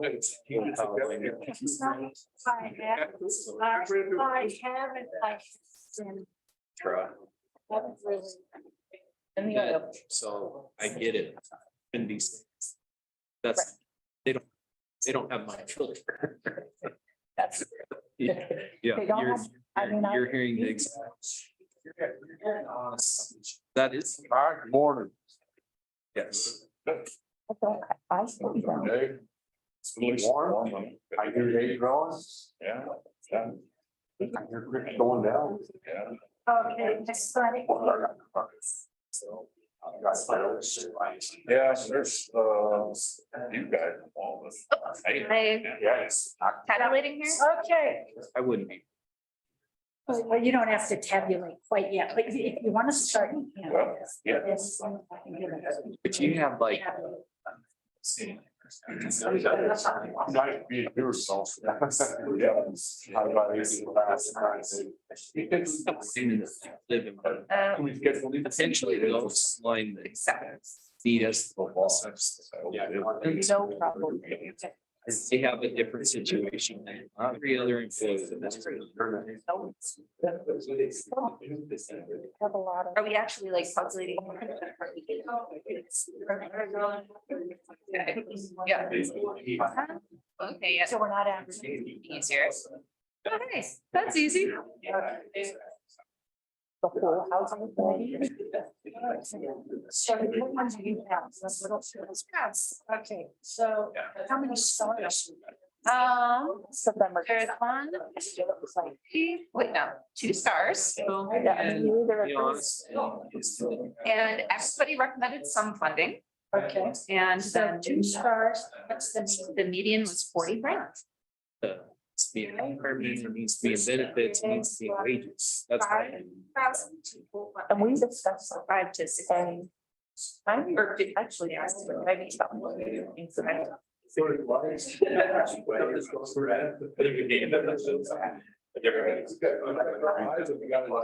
Let's see something, that people. Every game, I don't know how legal it is. Every game is hot, you're a damn, yeah.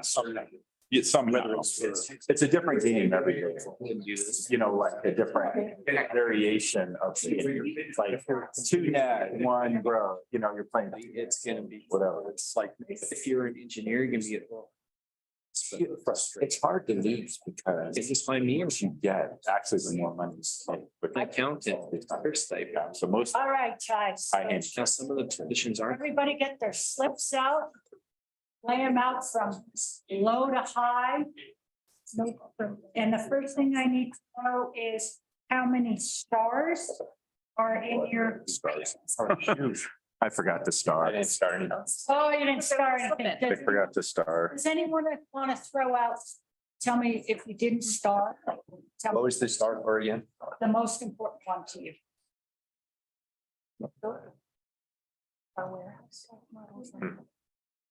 I don't have any stars. You don't have any stars, okay, and which Middle one? Park, Of the high school, Middle Park High School. okay. We're missing a fire fee. Somebody didn't put all their things, because I also had troublesome. So We got that as a somebody- zero or a. Sure, does any? All right. How many board members? We have 7. There's Seven. three. So I only have 6. Oh, no, wait, yeah, I only have 6. I didn't pay. I'm gonna count the no slips as a 0. So- Yeah. Didn't follow direction. Okay, it's okay. It's the first time through this. I'm with Todd.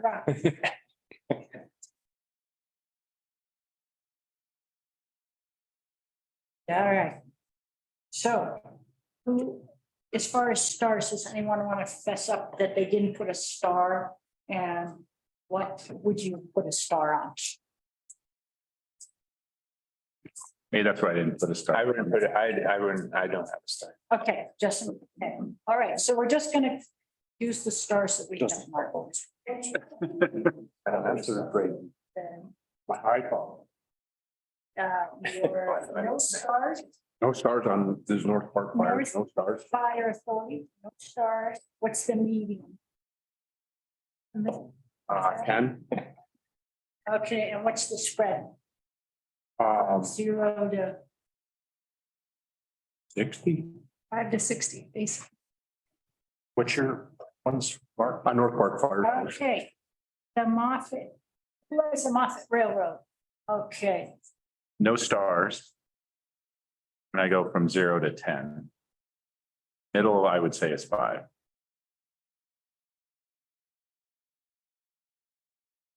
who has Fraser Valley Art? I have that one. Okay, number of stars, None, 0 stars. We go from a number of zeros. Most being, and then a 10,000, the average would probably be around 1,000. the median, trying to do the median. Were there 4 zeros? Two numbers now. Yeah, well, 4 zeros. If there were 4 zeros, then The median 0. all right, Town of Kremling Pavilion, That's easy. okay, 1 star. But 1, 2, 3, 4, 5 out of 7 are the full amount. okay, And the 6th one is 1,000. And then the last one is said, this is so little, I'll send to Virginia. So it's close to the 5,000. there's, I don't want to do anything over 5,000. I'm happy to do it. You guys know. Yeah, Dollar over, it's going to you. I think the median is the full amount. Yeah. okay, Middle Park High School, Okay, no stars. Yep. The high was 5,000. We had one at 1,000, so I guess you could call it the median would be 2,500. Probably get a median 97, only 5,000. Were there any zeros? Yeah, there was 3 zeros. Oh, so that's 3 zeros, and then what was the? Fourth. what was the So fourth right in the line? middle. There was 1,000. one. so 1,000 is the median. Okay, and the range was, Statistician. 5,000. okay. So. Here's how we came out. If we were to add up, well, Did you do them all? it was. Yeah, we gotta do the Sprouts thing. Oh. Oh, yeah, no, little sprouts. We did the sprouts. Oh, Christine did I- it. We yeah. did 2 of them while you. Oh, okay. Everybody wanted to give them some money. Everyone wants to. The give median them was 40,000 Yeah. and 2 stars. some. Okay, so here's what we have. We have the Fraser Valley Arts. The amount requested was 100,000. 0 stars. The median was 0. The spread was 0 to 10. The Moffett Railroad request was 25,000. The median was 5. The spread was 0. Little Sprouts requested 50,000. They got 2 stars. The median was 40, and the spread was 5 to 50. North Park Rescue, 0 stars. Median was 10. Spread was 0 to 60. Fire on the Mountain, 0 stars. Median was 2,000. Spread was 0 to 10. Town of Kremlin Pavilion, 1 star. The median was Bethel Ask, which was 5,078. Spread was 0 to Full Ask. Middle Park High School, 0 stars. Median was 1,000. Spread 0 to 5. So let's take the Little Sprouts first and talk a little bit about it. I know with Justin and I have to say I put an important on it because early childhood education is important. I have some concerns that there will be an expectation from other early childhood education centers that they will have a similar level of funding should they apply. Is it relevant for me to mention that Right. the request that I received from the it's East Grand School District, so it's the Fraser Early Childhood. Their request was 4,125. I think that's it. Yeah, and I think that's I think that's a new. Might be a new center, but it's a new. Yeah. So that was what their request yeah. was, and I have agreed to fund it. So Yeah, just so I have to, so I'm gonna throw that out to the board to think about whether you guys want to try to. How you We should- address, how you want to address early childhood. Yeah, because if we overfund one, that just pulls clients away from others, right? Generally, They're they're all full. they're all, full. none of them have capacity and they all have struggles making ends meet. How many do we have about this in the county? I thought we had 8, but this Fraser Valley Elementary one might be a new one. I How don't many? remember that. How many did you say? 8. You're pretty familiar with those. And what did we do last So, year? Or 2 years ago? 3 years ago, I believe, in 2021, we gave Everybody. 5. And we've done a few special requests for certain like situations that have come up. They can also go to the Grand Beginnings and apply through them as well as Mountain Family Center, I believe, for tuition assistance. For individual clients, I guess. Kristen, you. Well, I did have a couple thoughts. One, it seems like this is an area of priority. I do think that's a very pertinent point that there are many institutions that provide these services. I would invite the board to consider, do we want to do a similar approach? One thing you invited us to consider was we want to cultivate applications. I think this could be an area that has a lot of buy-in board to do that. So maybe instead of giving a bunch of money to just one, we could give a substantially higher level of the funding to several at all. Cognizant too of what Justin said about having other funding sources. So one reason why I feel strongly about this is if you look at the tactic sheets, that's one of the gaps that the employees mentioned is like childcare is an issue. If I remember, is that correct? It is correct, and if I could just, one of the things that we have talked about doing to help that issue was actually donating, like. They had come up with like 50,000 in Granby, Kremling and Walden Spread it out amongst those centers. just to help with that. Maybe somebody could hire another employee or something like that so that they could take more people on. And if we donated a certain amount of money, maybe we could get some spots reserved for just Mountain Parks employees. So I mean, But that we have to remember though, that this money is not, it's the communities. Right. This isn't out of our general operating funds for our employees only, so. That's, Yeah. I like that idea of spreading it around. Spreading it around. I don't know whether we. I mean, it'd be good to have, like, we, you know, I don't know how Little Sprouts compares to all the others. Like, do they have 20 kids and the others have 80 kids? I mean, I don't know. It'd be good to understand the relative size of each of these groups so that, you know, we're not dumping a bunch of money in one that has very few kids and then leaving a big one out. You know what I mean? Okay, so to solve this, go ahead, Justin. yeah, I mean, maybe we need to revisit with the grand beginnings person again and have her kind of present to the board. I see them as being the best avenue to help manage a pool of money that's led to scholarships amongst all of the facilities myself, but that would be my. We donate a chunk of money or commit a chunk of money to their scholarships, which they haven't spent yet because they had federal funding from the COVID stuff. And so we allow them to Roll it over. roll it over, right? So they didn't come back to us and say, hey, we haven't spent your money, do you want it back? Well, they did kind of say that, and they said what we'd prefer to do is spend it. And so they will report eventually spend it.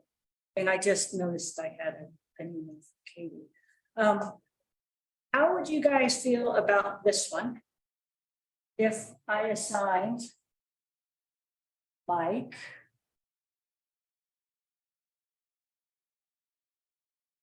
Mark, and Craig to come back in August with how we're gonna fund early childhood education and a recommended amount to the board. Because I feel like we don't have, I'm hearing from you, I'm hearing the equity issue. I'm hearing from Angie, we want to do something in every area. I'm hearing from you, you're concerned about giving a childhood education center that has 2 students the same as amount.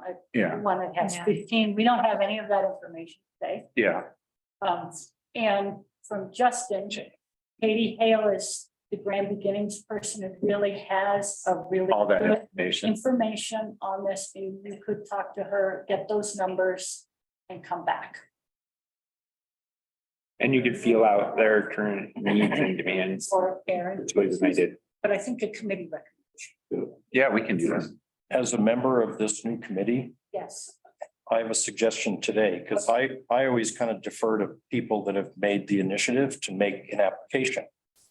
And we're concerned about, you know, the snowballing of applications of similar. But I'm fine to do further investigation, but I think it's reasonable that Little Sprouts prepared the application and they came to us.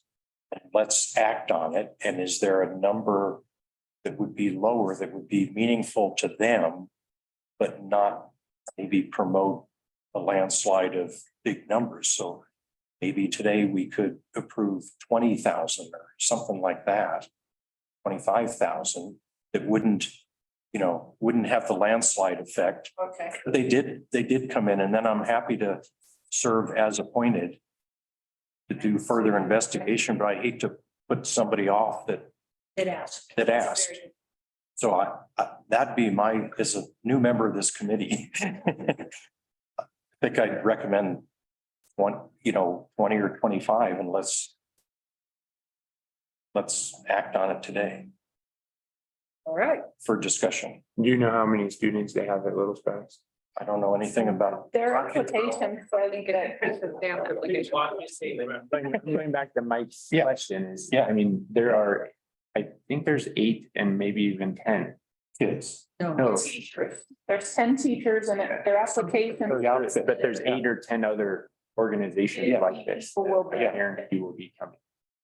And that's fine if we bracket it, maybe we don't do this every year to Little Sprouts. At least we've acted on it. We've not postponed it. I mean, are they in desperate need? They need it today? It says tuition assistance for the next year or two. Year or two. Yeah, so it sounds like, And it will benefit the families and teachers. Because I'm kind of looking down the list of what the median was, and we're gonna end up not really giving away much money today. Well, And the point of it is to try to give away some money. So there's one of the 3 funding cycles. right, Yeah. so. I guess I would say, go ahead. Well, to your point, this could be an opportunity for us if we had a really worthwhile project that demanded money that we could step it up and get at. Right. We don't have to. 20 grand isn't gonna No. hurt the budget. It's not gonna have much impact. Frey, do you think you can get a second on that motion? Oh, Second, okay. For what amount? 20. Okay. Okay. And you've made that was a motion to award the Little Sprouts $20,000. Is this a yearly or No, this is a one time, one time? and I guess that All requests should be considered one. all of our requests should be considered as one time, which is a different way of approaching these than we've had in the past, because we have annually supported early childhood education. So we're gonna have to, we're still gonna maybe have a committee to think through some of this. And maybe, I think it'd be nice to let Katie know if any of their families apply for the money that we've already Right, pigeonholed for this within the whole organization of early childhood. I mean, that's hard because you have somebody that's in dire need that comes to Grand Beginnings, and we don't know if they're going to use this for tuition assistance totally, or it says for teachers also. So it's, I mean, that's my thing. I mean, my only concern would be, we should be helping the people that need the help, right? Not, I mean, I don't know what they're, if there's, that can be the teachers too. it could be the teachers, right? I just don't, I mean, it'd be nice to have more info on how they're gonna use the money. so I think to talk a little bit more about early childhood education, Grand Beginnings provides support for all of the technical support. Helps them get permanent, make sure that teachers are trained, make sure that they understand. Yeah. They also put together a tuition fund.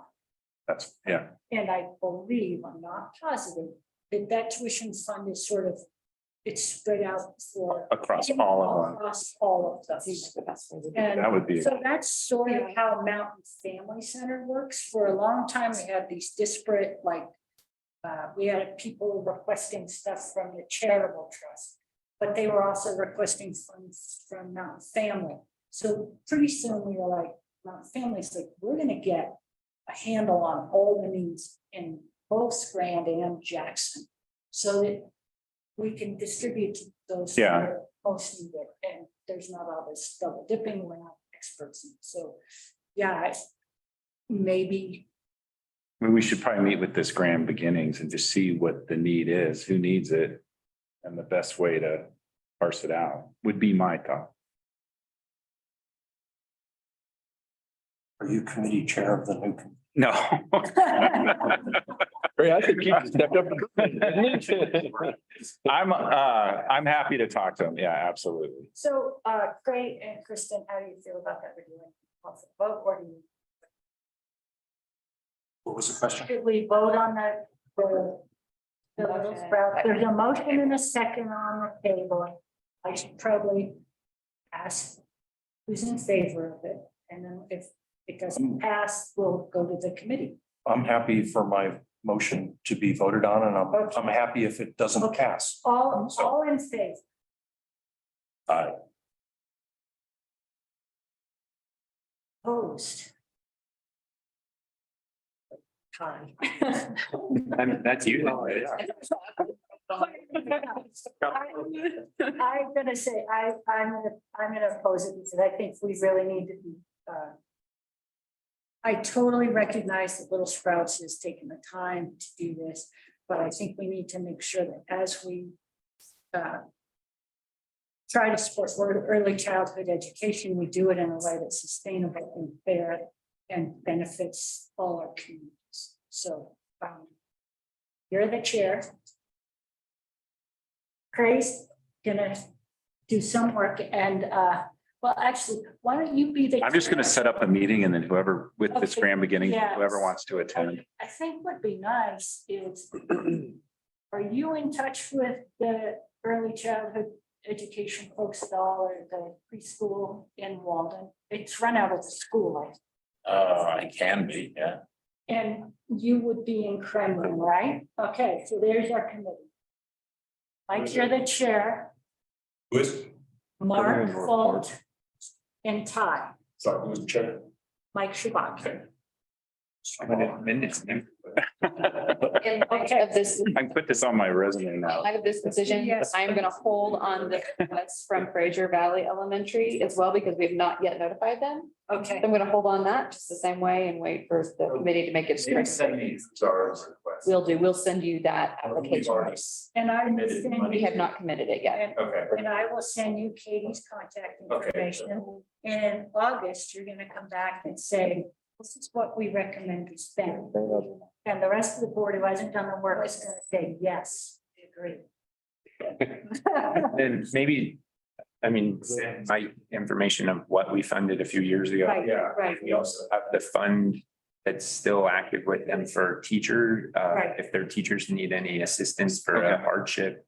Yeah. And then there's So, yeah, other, talk a little bit about, and if one of the staff members wants to, I don't know if he wants to take this on, but we have worked with Grand Beginnings and we provided different funding for different things. Things. Is recurring through some of them. Yeah, it'd be good to know what money we've already committed to them that they haven't spent as well, right?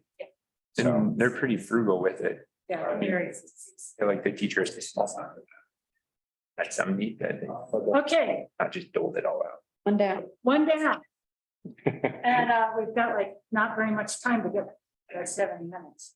Okay, That's probably most discussion needed though. right. Could do an easy one, but. Yeah, there's one, let's do Fraser Valley Arts. Is there any motion to? what was the number? We had It was zeros. 0 stars, the median was 0, the spread was 0. The request was 100,000. The request was 100,000. I don't see any action happening on that one. So for the sake of giving us direction as staff, we will have to reach back out to them. Right, When there's no action on one of these requests, do we assume that that is a denial? yes. Okay. Are we denying them funding? Are we not supporting them? At this phase of the project, Yeah, I would, Yeah. that's how I would phrase it, I guess. okay. All right, the Moffett Railroad, 0 stars, the median was 5,000, the spread was 0 to 10.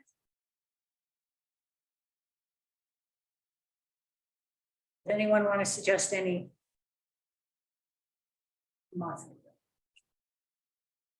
We supported them in the past. I don't believe so. I mean, they said they're building a family ride of some kind. I have So, a little track. and- yeah, And moving train depot. yeah, They're moving moving a to train. train depot. This Dumont. isn't specifically reference to moving that train. Right, train depot to be the Dumont. to- ticket sales for the family ride, so. They do have a matching 25 grand from the Alanovich Trust. Yeah, it looks like the median was 5,000. I would make a motion to give them 5,000. Is there a second? I'll second it, I guess. Okay. All in favor? Okay, I think a big thing on these is 5,000. Okay, so there was a motion. 5,000, oh, I'm sorry. It passed. Did you, I didn't hear that. Are there any? Sorry, falling down. Okay, But not everybody. there's actually 3 names. Because I'm. got all these. Mike, I don't Do know. you guys want your opposition listed, noted in the minutes? Yes, please. What am I saying? Um, I'm just gonna put both. Ever take your minutes? Oh, hold on. Okay, you want up door. Oh, yeah, they did have one.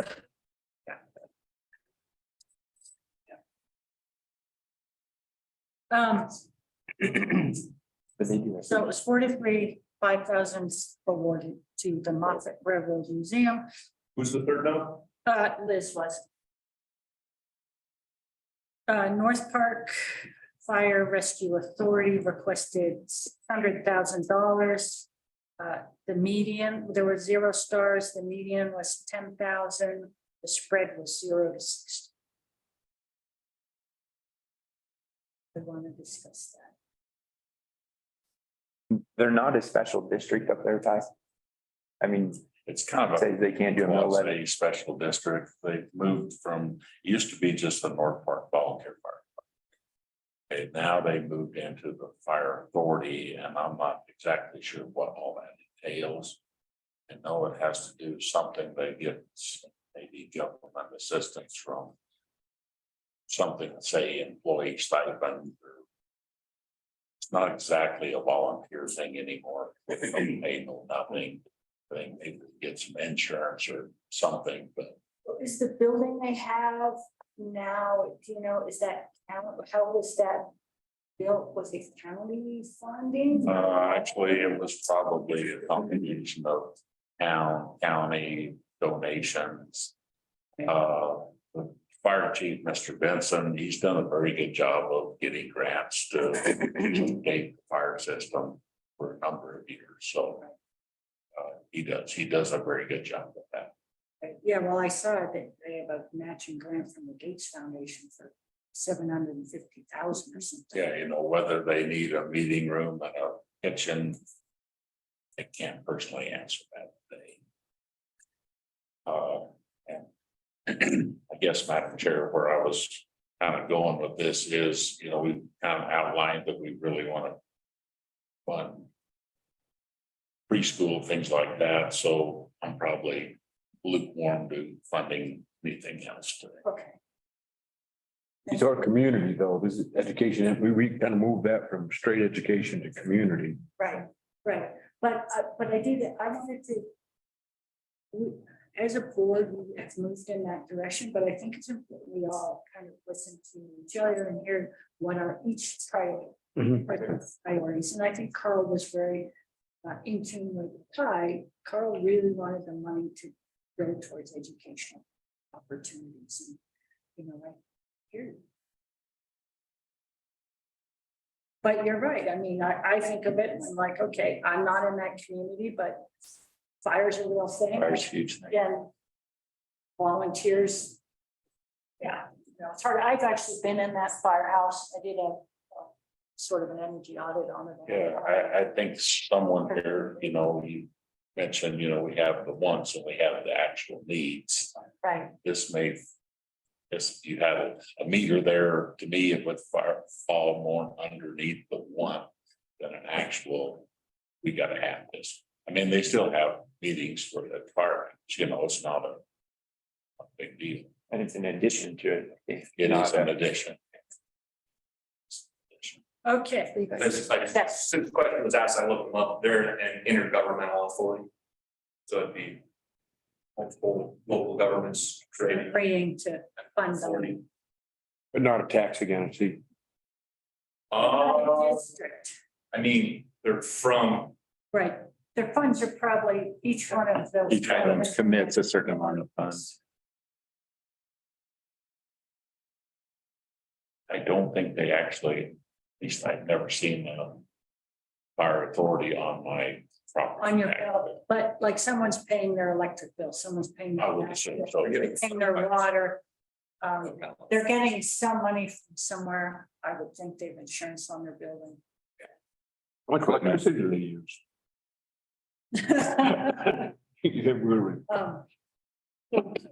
I'm just reading through the summary of the questions.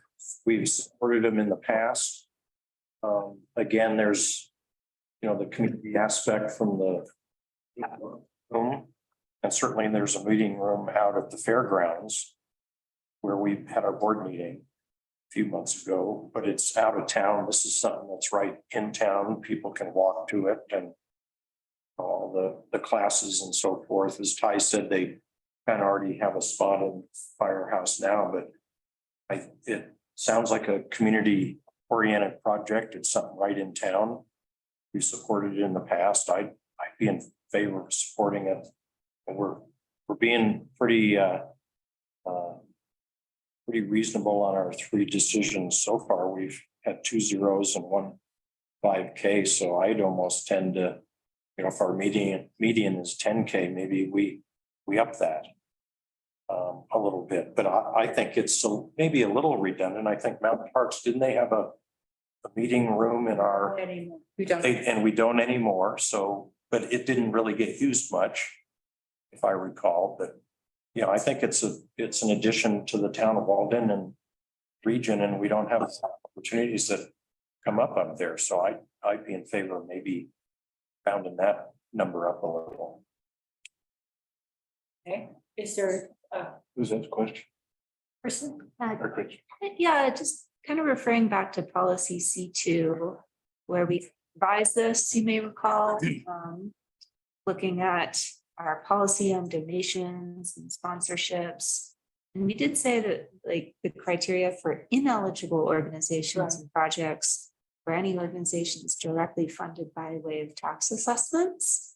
So that, I think that is a relevant question as to whether some of these are getting tax money, contributing toward them.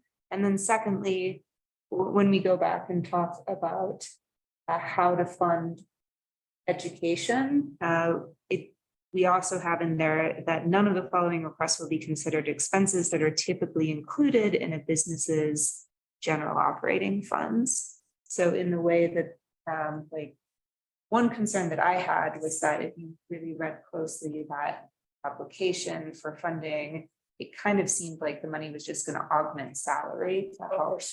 Yeah. So you might want to have a conversation with them about how to establish that. Right.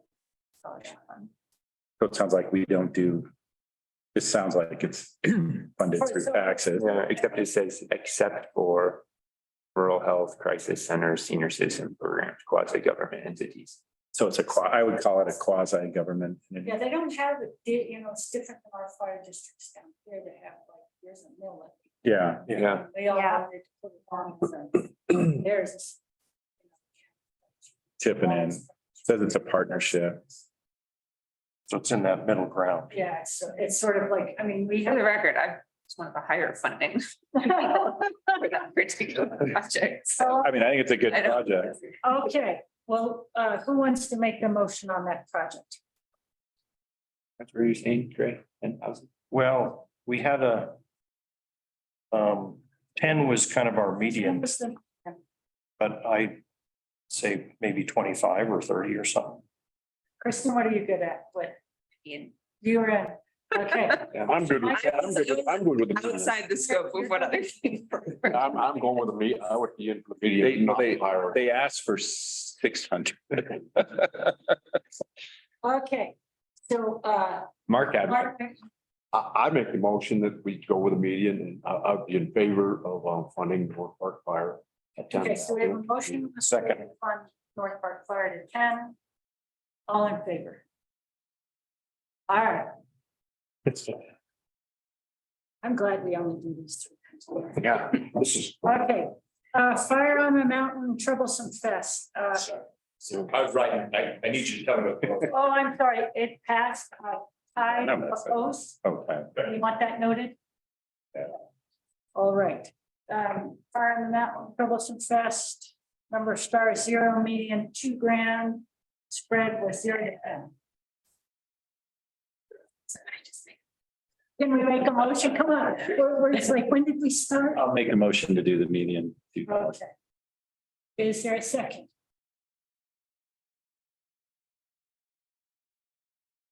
I'll second. Okay. Motion is fund the Troublesome Fest to $2,000. All in favor? All right. Any opposed? Okay. It passes. Got that one. $5,078. Okay, 2K. 2,000. That was 2,000. Yeah, sorry. Oh, we didn't get to Kremlin. Yep, okay, we're down to Kremling and the high school. Down to Kremling Pavilion. This is where that tax thing. Yeah. It's, for me, I love the community aspect. I'm like, I'd love to send some money to Kremling. I don't know how. This was just to pay their It's- and it electric. sort of comes into. Yeah, it just comes back to us. Yeah, 200 amp service. Twice a year for a concert. Yeah. I don't know, so it's not like it's this 200 amp service being used all the time. Yeah.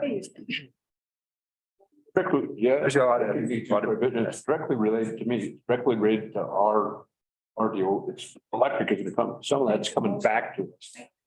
Yeah, I'll make a motion, to give the full amount, because it's just barely I'll over second. Virginia's. Okay. Funded for the $5,078.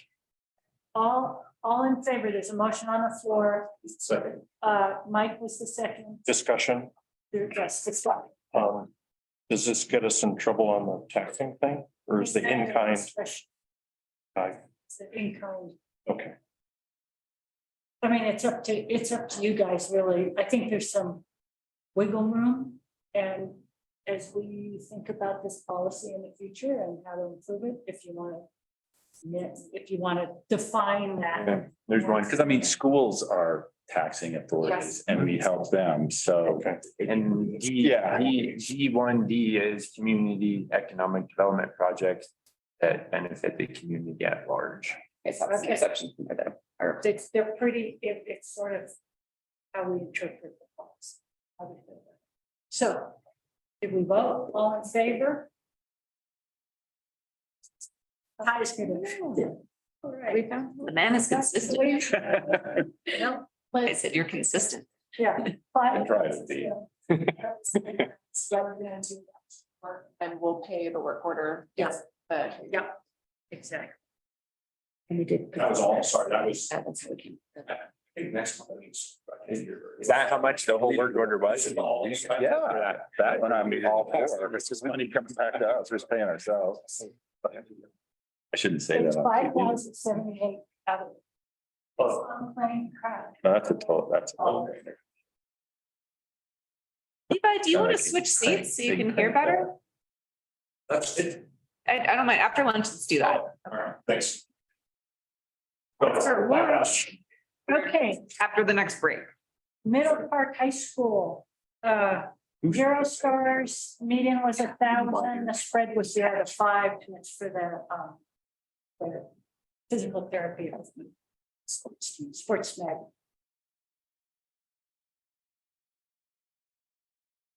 For the medians, Ian, The median was 1,000, the ask was 27,022 and 15 cents. The spread was 0 to 5,000. Did they even spend 1,000? I don't know. Yeah, I don't know. They wouldn't be able to get the equipment at 1,000, but maybe they. Maybe they get other sources, yeah. I mean, we can just, We could start a. we could say 1,000, assuming you get the rest, right? Or however. And that's the hard thing. they might find some. I'll make a motion that we honor our median amount of $1,000. Okay, Second. all in favor? Aye. Any opposed? Okay, so it's 5-2 passes and it was Mark and Craig, you want that position? Noted. It's 1,000.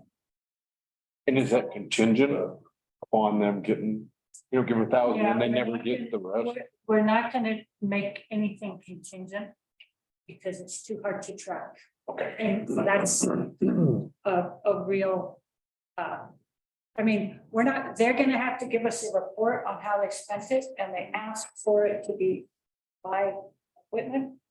And so they're gonna need to report on it, so my feeling That's is our they're probably not contingency. gonna, they're gonna, when we say about 1,000, they're gonna say we'll come back to you. Do we ask all these organizations to give us a report on how they spend? Yes, they're willing to do that. Okay, We've had some that didn't even spend it on what they Yeah. asked for, yeah, not to name it. Yeah, so I mean, that is a consideration of like, Big one. is the money going where we think it is? Right. So the total was 18,000. Plus kind, No, 2378. yeah, with the kind, 18. 23, but 2378, but that money's in it. And go ahead. This is money being paid out of unspent capital. Yes, right. There will be $5,078 for the counter friendly paid out of capital plan or paid out of. Yeah, we will pay that invoice through the.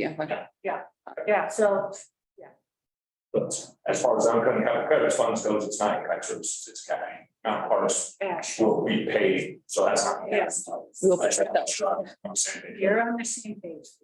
And now, I expect that in August, if we're gonna have another ask from the committee that's looking at early childhood education. It would address the little, how we're gonna deal with the little Sprouts request. And you guys can come up and you may come back and say, we recommend the board, gives little Sprouts 50 grand. Because we can't sort this out, or you're gonna come back and say, here's how we want to approach it. We want to invest so much in each community, like Angie was saying, here's the amount, or you're gonna come back and you're gonna say, we want to give a chunk to Brand Beginnings for their tuition assistance. Or we want to give an expansion grant to hire new teachers, whatever Katie and you guys. So for the sake of staff, we will be reaching out to each one of these entities. We'll be letting Little Sprouts know that their application is on hold pending committee work. We will let the Fraser Valley Arts Center know that their application has been denied, and the rest of them will be letting them know what the approved amount is. And we are working on an internal process to where we have a standard award letter that goes with each one of these. And we would like to schedule a time to deliver a check with either the board member who represents that area or me if one of you guys is not available. So it'll be Aaron reaching out to you about that, or Tiffany potentially reaching out to you about scheduling times to deliver checks so we can get a little recognition.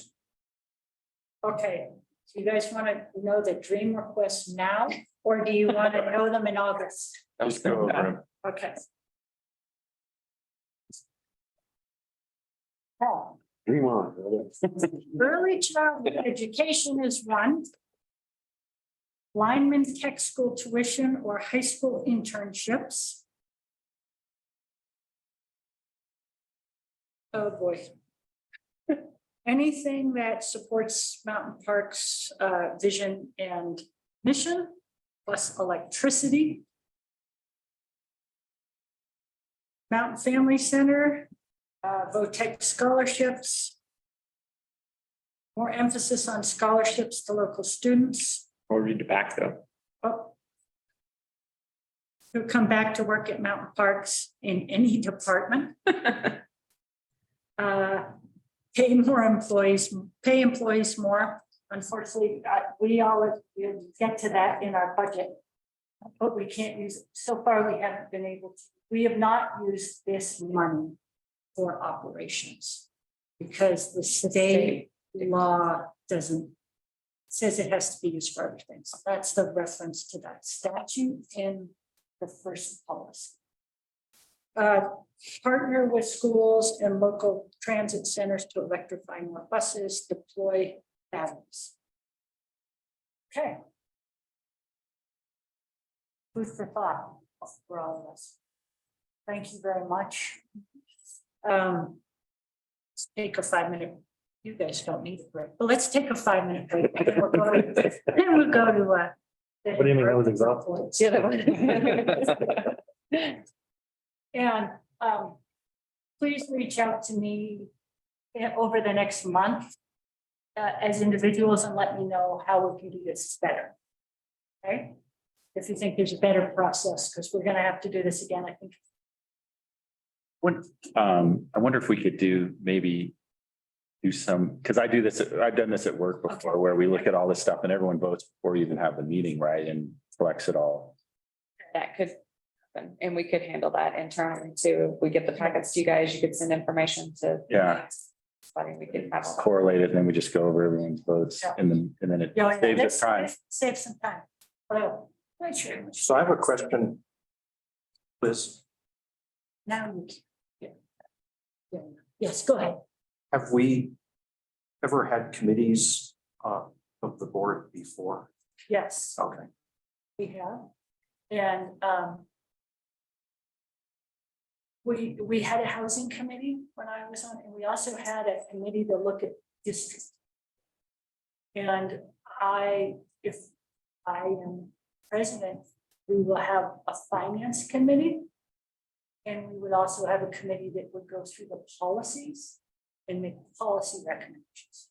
So I think there's a lot of work that can be done outside of these board meetings, so to have better understandings of financials, and also that we don't spend a ton of time going through the policies.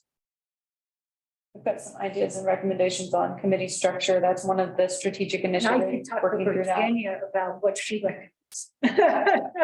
Okay, we're close. What other committee? Well, I would, yeah. We will We'll talk get about there. that next month or September, one or the other. But it is one of the strategic initiatives is to, streamlining the board. Part of that is a committee structure recommendation. I'm just jump starting it. And Liz and I kind of did this committee before. I think Jeff said, Yeah. as president, why don't you two go out and Yeah. figure this out? So we did that 3 years ago. And that funding and So thanks, 5 minutes. Let's see. 10:25. There's only 4 minutes. I do think it'd be good to consider doing these in executive session a little bit too, so we can speak candidly about our thoughts. Yeah. Well, we're gonna have to talk to Levi about that, but yeah, I agree, just. Most other, organizations aren't doing it in open. Session. School board does, I guess, but others. You are on the spot. We announced who added 0 for mine. Did anybody get my subtle attempt at humor when I advanced that? You all know about this. Actually.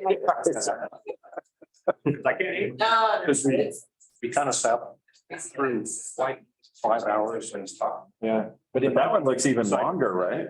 Well, you haven't taken the classes. No. But I think it's a new run. I have that on my list. I know, put these two pocket markers together. Yeah, Mark. After we. For August. So yeah, it was really on my list, I promise. Class. Yeah, That was very helpful doing stuff, and I was like, oh, shoot. Good. I thought it was really good. to understand how all that stuff's calculated. What is good. It was real specific to us. Yeah, they base it all on our numbers, which is cool. Yeah. And the RSTA one. Yeah, I can. Works very well with the other. Yeah. Oh, they made general sense. Seven. Good class. Yeah, that probably one in person, I don't know how it went online. But I got that. No, it was really good online. This one guy from Florida who taught like 3 out of my 6 classes. Yeah. Was awesome. As we were kind of looking at the next. Yep. Yeah, yeah. So. He's a Thing going. big guy. It's not sure. Process. Yeah, well, Everyone in Florida taught. but I got that email about the section I found. Oh, shoot. Yeah. In fact, it said, this is probably the most pressing issue, Like a morning. And he took the. This guy was about as good as you could get. One of the professionals to go by and look at it, and he did this past weekend. We'll meet at Big Shooter and then drive. Some guy, I forget the class. Meet at Big Shooter and then drive. Which is this over the master bedroom. Good thing you- Yeah, it's in the garage, If it and then doesn't. it's in the crawl space I went, and he couldn't determine what the source is. Like, what the garage, although he said maybe the roof. Yeah. It was a little chat, it's a metal roof, and it was put on that. We had a question, it's a new roof chat box, so we went back to the sellers and said, we're still interested in the house. But we want to make sure it's healthy, and it's quote to just take care of the mold. At the top of 37. And that's even, Let me know if it doesn't. I don't know what the force is, but I can't promise that it'll fix it. 10 o'clock. Yeah, On the ninth. so we sent that, his whole quote to the sellers and said, we want to have a contractor or a roofer come in and. Rural, right? He like use it as I meant to ask you that. No, not really. Aaron, I was right, talking to the roofing company here in Granby. Do it. I think our roads. Trying to find someone to get over there quickly. We were gonna close that Wednesday, but we pushed it back to the end of the month. Yeah. Try to get it. Faster in. The sellers are, they're open. Yeah. Okay. Yeah, so he's under the line. Probably knew But that's not a good look. it's gonna come up. Perfect. I'm glad that worked. I'm glad. I know, I felt bad too, but Yeah, we really like going up those lights. Yeah. We went, Okay. we were driving around the other day and we Everything came into hustle. And he's given the most pretty just to my wife, but you know, I'm talking to their father. Yeah. Yeah, it's a nice. Well, that's complicated and. Yeah, And it's great. I mean, right, Where's yeah. out? Yeah. Get people. Well, I'm from glad here we found it. all I know. Inside and. Because initially what happened was An area. we sent the request from the inspection, so then to remedy that, it was for some electrical. As if you like fishing my land. And they contacted a company. The company was scheduled to come the weekend before. And they just didn't show up. They said My wife's they fish. gave up, and Jude, they my can't get youngest, there for wants to 3 fish. weeks. But looking at the pictures, it looks fine. Uh-huh. And so, yeah. And so the seller said, what if we give you all? How many times can we do the gondola in 2 cars? It's a little uncomfortable, that, and our realtor was like, I'm probably gonna survive. Kids want to plow, so our realtor was saying, do we want that for 15 or? And we came from the south, and it was pretty prevalent, Yeah. and we were around in some of the places we worked, and so we're kind of sensitive to it. Sure. And so we'd rather have something. Yeah. But we were like saying, it's about to look, Yeah. you know, he pulled back to like the insulation, and sprayed his foam. Because our kids. at Then school, kind of like, lights they've always up, been you younger, so know, like, if it's active, and Yeah. he had pictures of before and after, and it was just like. Yeah. So, hopefully Yeah. they can bring it all Yeah. down. Well, hopefully they're agreeable and get it fixed. When they're real, they're nice. We didn't hear it. Exactly. That's the Do something. Well, first thing. I would say actually their name. the roofing company, okay. Yeah, can maybe drive by.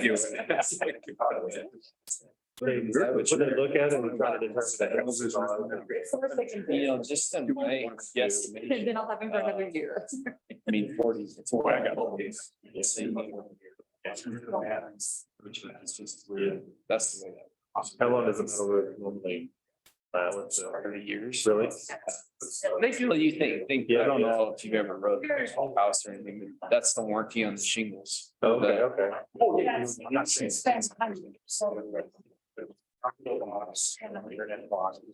They haven't done it since. Get it all done. That'd be those. Anyway. Get it taken care of, Get it and cleaned then up. you're good. Yeah. It's gotta be the roof. Yeah. And you know, if there's a ventilation issue in the crawl spaces or something. Potentially. Yes. But. Some ventilation. Never thought I'd say, no, neck of the woods. Yeah. To work out. You guys been getting hailed on up there? Yeah, so Sturm, we haven't gotten any bad in town, Sturm, but my father-in-law had one of his kids get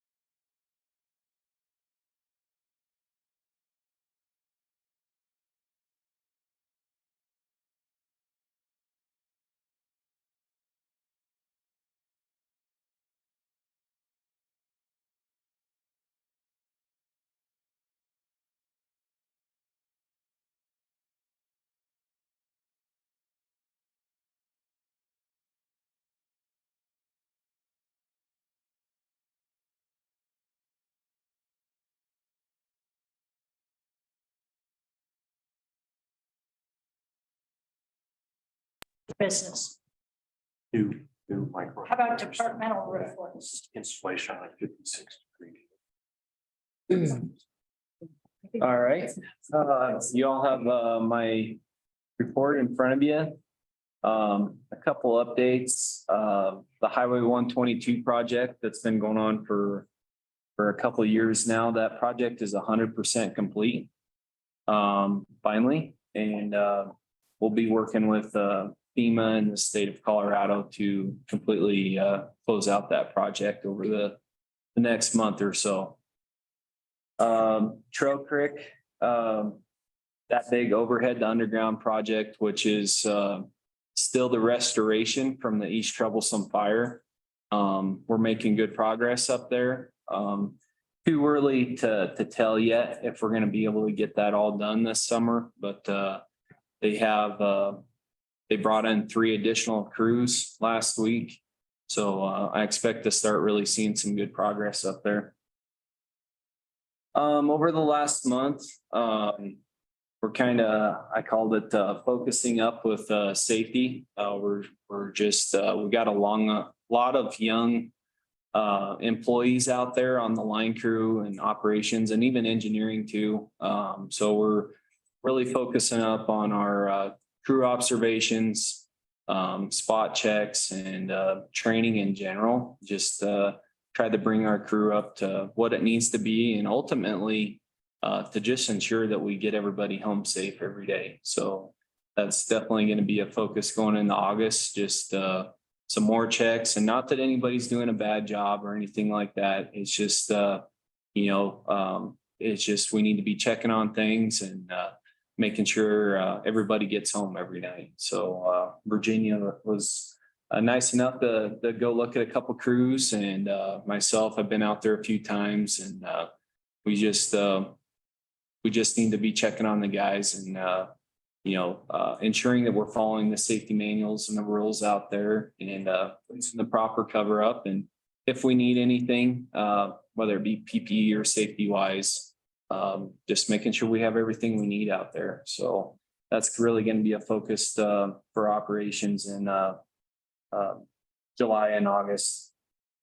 We have started a joint use audit with Osmos, and they're going to focus on the high country first, such as rabbit ears and some areas around Walden, but they're going to give us a really good look. Over the years, it's been probably 10 years or so, 10 to 15 years since our last joint audits. Go ahead. Explain what that is. A joint audit study involves like Comcast, CenturyLink, Visionary, other entities that are attached to Mountain Parks electric poles. So what's going on is we have agreements with these companies that they pay a certain price per pole pretty much to be on our poles. And they pay that, Emily might be, is that annually or is that, it's annually, right? So they pay an annual cost per pole on all of our poles. What happens over time, if you don't monitor this, more entities attached to our poles that we don't even know about. These other utilities come in and they upsize their wire on our poles without us knowing it, with engineering studies or anything like that done. And then before you know it, you got a great big wire on our poles, and then we have a storm come through, and then the whole pole line falls over. And you're like, why did this happen? This is a good line. Well, it's because of the communications that were put on our poles. So that's what this audit is doing. They claim, that there's a good chance that the violations they find will help fund this audit. That will be interesting just to see how that will work, just because of the responsiveness that I've dealt with in my career with CenturyLink and some of the other entities.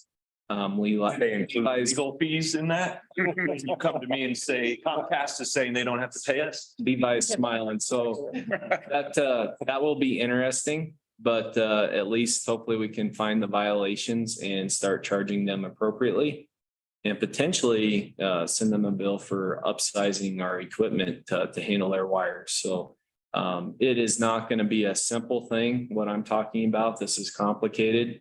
It really needs done. It probably needs done probably on a 5-year basis or definitely more often than we've had it done. Potentially should have been done before we put our middle mile backbone in place. But this is where we're at now, and they're hoping to have it done in November.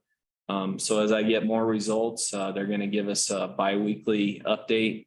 I'll have more that come on this, but just from me driving around, I know we're going to be finding violations and be having to work through that with other utilities. And working with Osmos, the data that they give us back does integrate well into our mapping system. And so then we'll have a good solid database as a starting point. It also is helpful to do this in advance of any type of extension of fiber deeper into our electric system, because it helps give us a baseline for where we have space to install fiber, where we don't, what modifications might be needed if someone were to want to build fiber across our system. So good time to do it. Yep. So the fiber backbone is, in the grand scheme of things, it's kind of small. If you look at our entire system and all the poles involved, it is, it's not as big. Once they start branching out, if we have a Connexon or somebody start branching out from it, it's a really good thing, like Virginia said, to get it done now. The other thing I have is the load forecast that our team's been working hard on.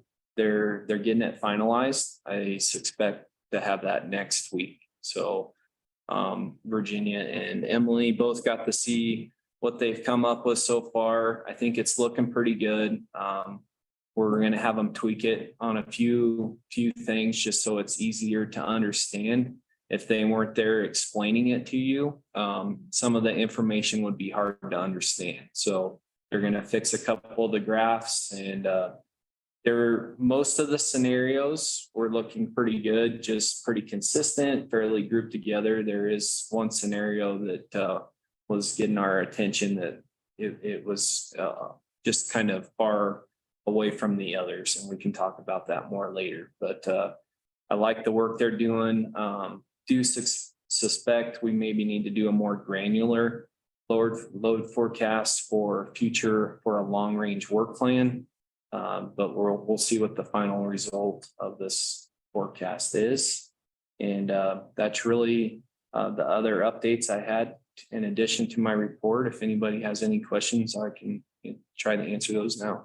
Is Osmos the folks that do our pole testing as well? So last year is the first year we used them to do pole testing, and we were very happy with them, Justin. They're completely paperless. Their data integrates with our maps where our GI, they can send it right over to us. We can put it in our GIS. We're very happy with them so far. But yes, they do our pole inspections, and they'll actually be doing our 10%, which we try to do every year. They'll be doing that 10% of the pole inspections along with this joint use audit, because they're going to be there anyway. And then are they somebody that you would help give recommendations of current pole attachment prices and things like that? I know we had talked at one time that maybe we're not up to date on our. I don't know if it offers that service or not. I do agree we need to revise our attachment rates. I'm not sure if Osmos would be the right organization to help us with that, but I certainly have experience with that. And I think we could do that in-house. Yeah, I think it's something as we're, compiling this data and potentially what we need to do with these violations, that's something we gotta clean that up, because we have multiple rates for different utilities. And then some utilities have they're running off older rates for their older poles. Newer poles are on different rates. So that is definitely something that Standardization and modernization across the board in that area. Yes. But this is a good set point. And start from. It's part of this overall process that we gotta kind of clean up, get on top of. That's standardizing and setting, modernizing rates sounds like a financial goal to me. But no one's said about that. I guess it's probably the more complicated part of it is, are they investigating the easements also that go along with those? Because I know, aren't they required to obtain the easement separately from our organization? Oh, the attachers? It's on how your contract's written. Typically, they are Ones I've reviewed, required to yeah. obtain their own easement. But we don't actively look for that. It just contractually puts the liability on them But then if for something, not having. Okay. So as long as we're not on the hook, and I would. I know they haven't done that before since I've been on the board. I would want to read. They claim they don't need them. And make sure that they actually have that language in them. If we, The ones I've seen, if I recall, it's been years since I looked at them, they did, but. The newer ones do for sure. I can't speak on all the older ones. The newer ones do. Quick question, follow-up. I think a few board meetings ago, we had discussion on the tree service, cut down problem trees on the service line Okay, to the customer, you know, Yep. and I kind of think about if that was a liability or an improvement. I think the logic was, you know, they're gonna fall on the line anyway, but is it our line or their line? so right now, the way our right of way is, the way we maintain it is it's no contact on the service line. So when our tree contractors are through an area, they basically will trim, you know, they'll get the branches where they don't touch anymore. So they'll get a 2-3 feet swath through there. And that is the maintenance on a service line. Okay. Compared to your high voltage line where they're looking for the hazard trees that can fall on it and you got that 10-foot swath, and sometimes outside of that, if they see that danger tree that they'll go after. we are doing tree trimming on service lines. Yes. And that is recent. That's probably within the last 5 years that we changed. I don't know if y'all remember the fire that started up by Estes Park a few years ago. That was actually from a tree in a service wire that sparked and started a fire over there in Estes Park. That's when we changed that. We went to clearing the 2 to 3 feet around service wires and trying to get the trees from rubbing on that insulation, because that's what it is. The service wires, most service wires, some of the really old ones, they're open wire secondary. But most service triplex is what it's called. It's an insulated triplex. So a tree can actually be touching it, it's just fine, but over time it rubs and rubs and rubs and it rubs that insulation off. And then you get a spark and that could potentially start a fire.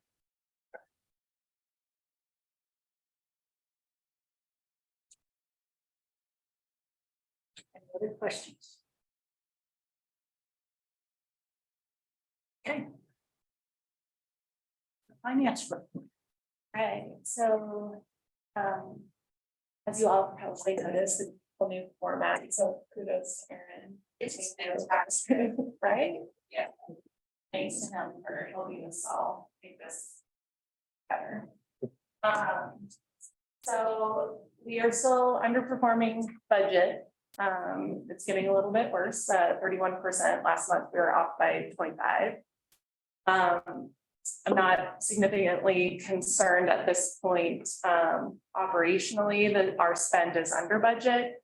This is really due to revenue, the way revenue was budgeted, changes in accounting that we did to book revenues in the month earned, not in the month that we bill them. And then, you know, just some of the approaches to the way the 2023 revenue budget was created, I think are also lending to this a little bit. So we will definitely tighten that up for the 2024 budget, try to budget by revenue class, budget by expected growth, those sorts of things, instead of just throwing an arbitrary like 3% increase to the total revenue budget.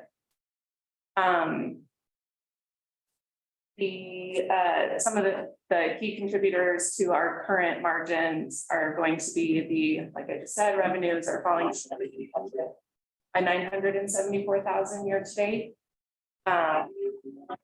Cost of power is 215,000 under budget. Or I'm sorry, cost of electric service. So that's our cost of power and all of our other operating expenses. So like I said, departmentally, when you take all of our departments together, we are actually coming in under budget currently.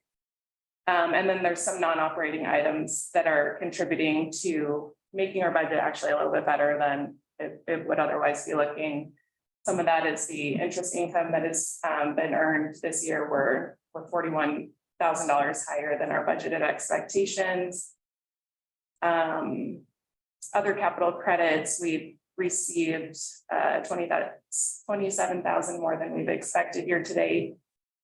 These all could just be timing. The interest is not, but some of these other items could just be timing, like where they land in the budget as opposed to when we actually will receive them.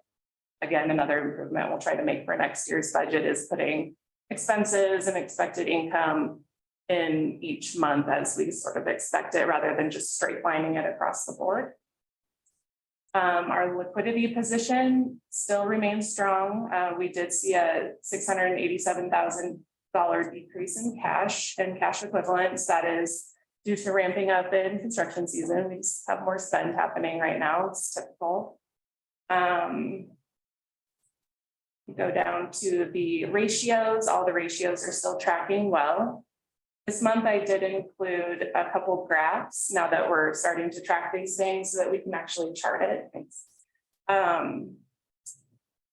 You do see a downward trend in debt service. So hopefully we won't continue to see that. We still are, what's that? It's gonna go up.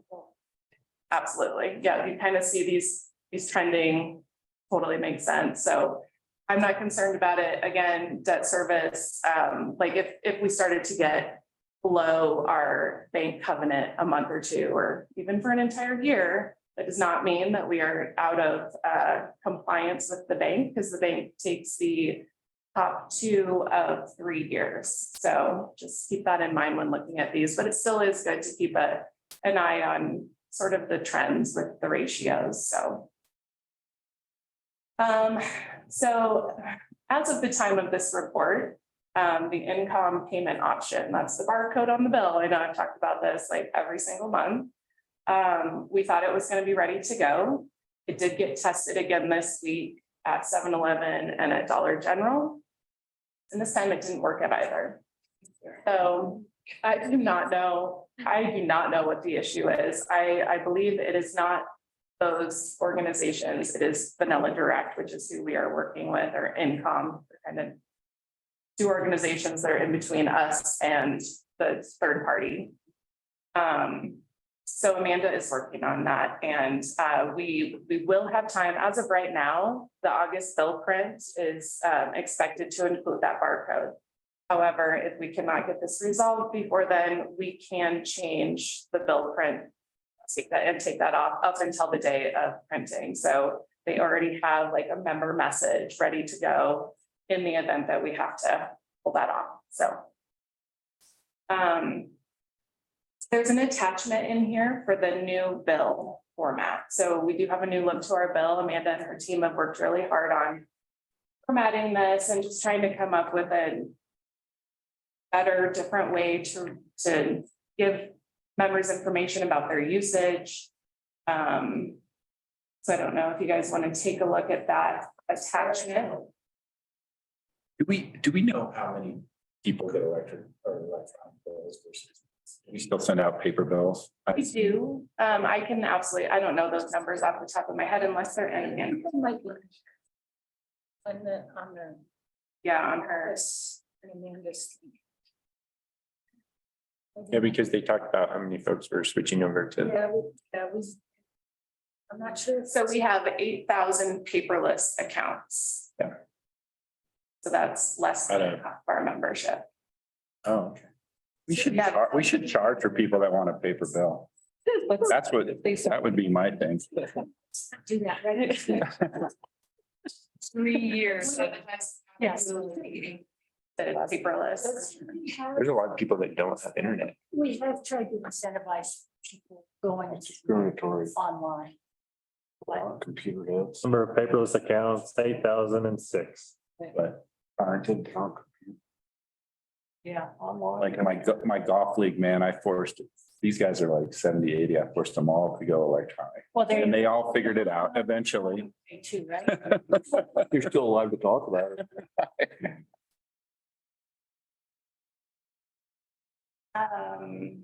Okay, so there is a little a bullet point in here under the office services section about some of the efforts we're taking to get members switching to paperless.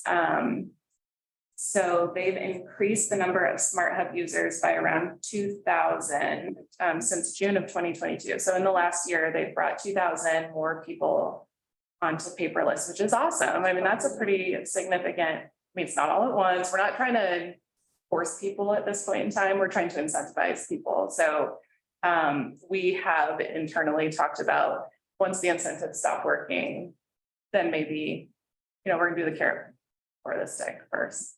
And then we'll start beating them. I'm just kidding. I don't know.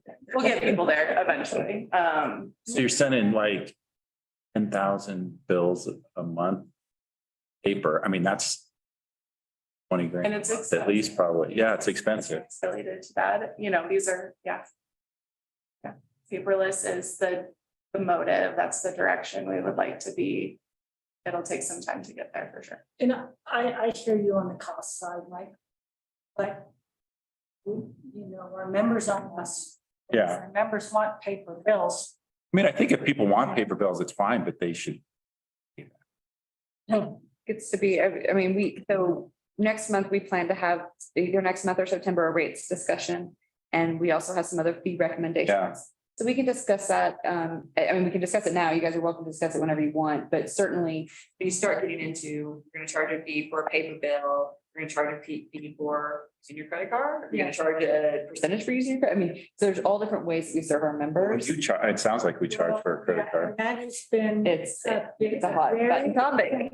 Yeah, I saw those comments. A hot button topic. I'll be quite honest, I talked to other directors, co-ops, and they're, you know, we don't charge a fee for credit cards because That's part of doing it's business. part of doing business and it gets too contentious to get the money.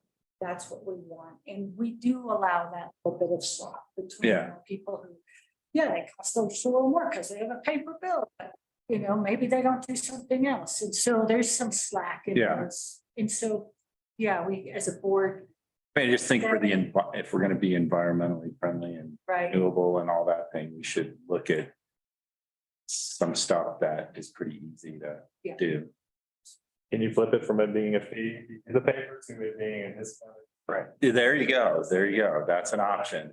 That's probably a bigger incentive, right? Hey, you get a We $2. anyway, when we talk about rates. rates and fees, because we still can. have only an hour and 7 minutes till we.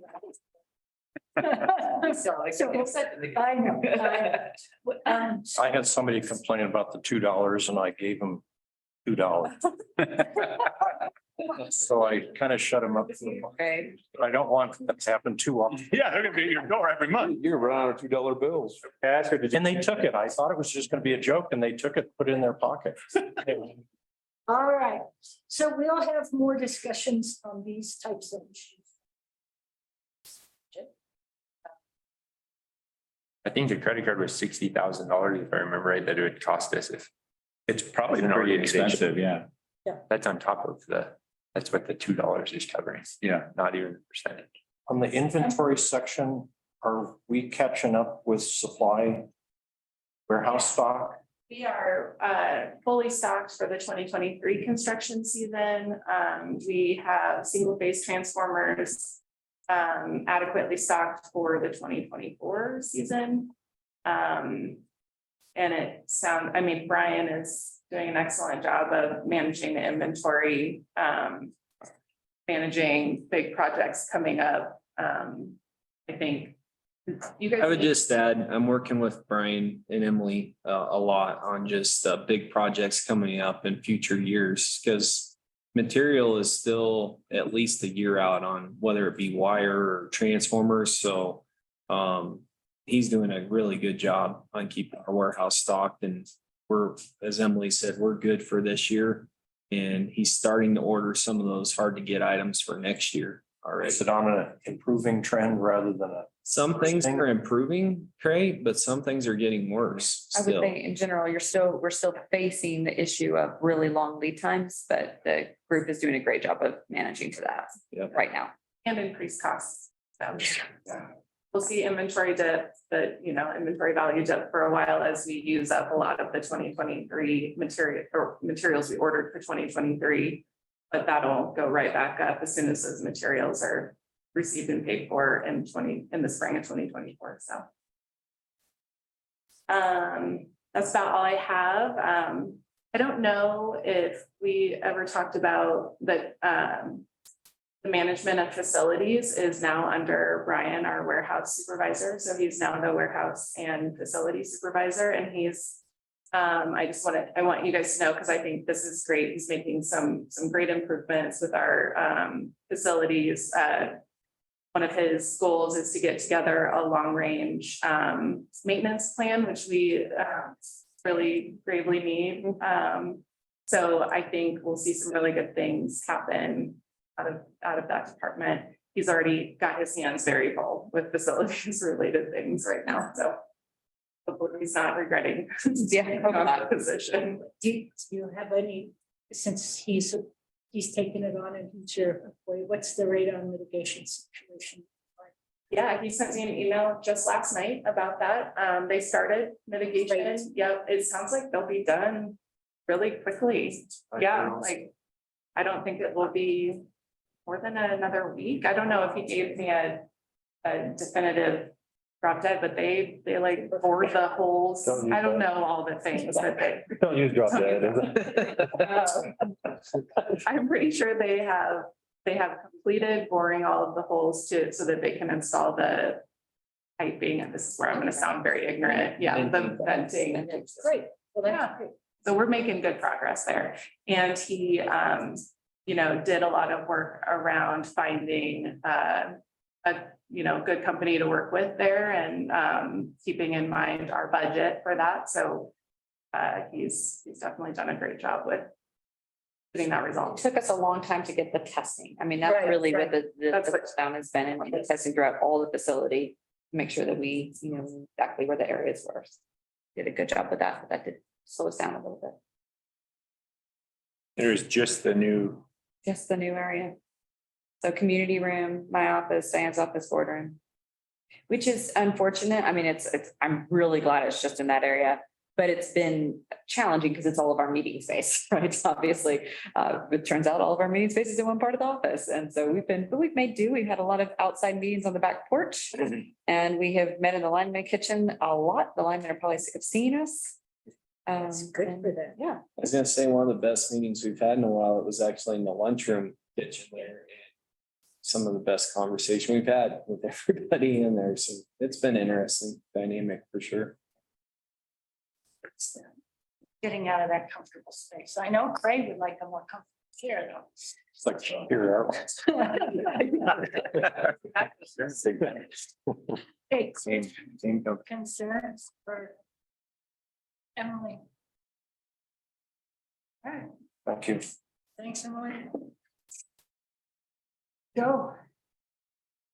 So you have a report, I'll just draw a little attention to that little attachment or that one page attachment that I added to it. I received this report monthly it's actually generated from company Rapid7, product Rapid7 through NISC. See this report monthly and I scanned through it and looked for any red flags. I didn't realize how unusual it is to have 0 alerts until I received a call from Scott Kaler at NISC. Usually when you process over 400 million log files, I guess the likelihood you have 0 is unheard of. He called me kind of to congratulate and say, I don't know if congratulations or what, but you did it. So it was kind of an interesting phone call. So I did wonder that there's questions. So what would you call that report? It's called What's it reporting? What are the alerts? What kind of?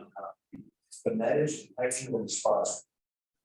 And it's 0 So I alerts, words to because use. identify malicious activity. That must be an acronym for that. Something must have been unplugged. Yeah, I think so. What was turned off? That's like they only had two. Yeah. The fact that there's 400 million logs for a small electric company is He doesn't know that. That's true. Yeah. But, he just kind of called me and chuckling. I don't know how you manage, which manage, so. Good job. Thanks. Cool. Yeah. Right. Mostly, I'm sure.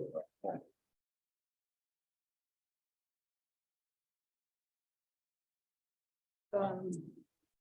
Let's see.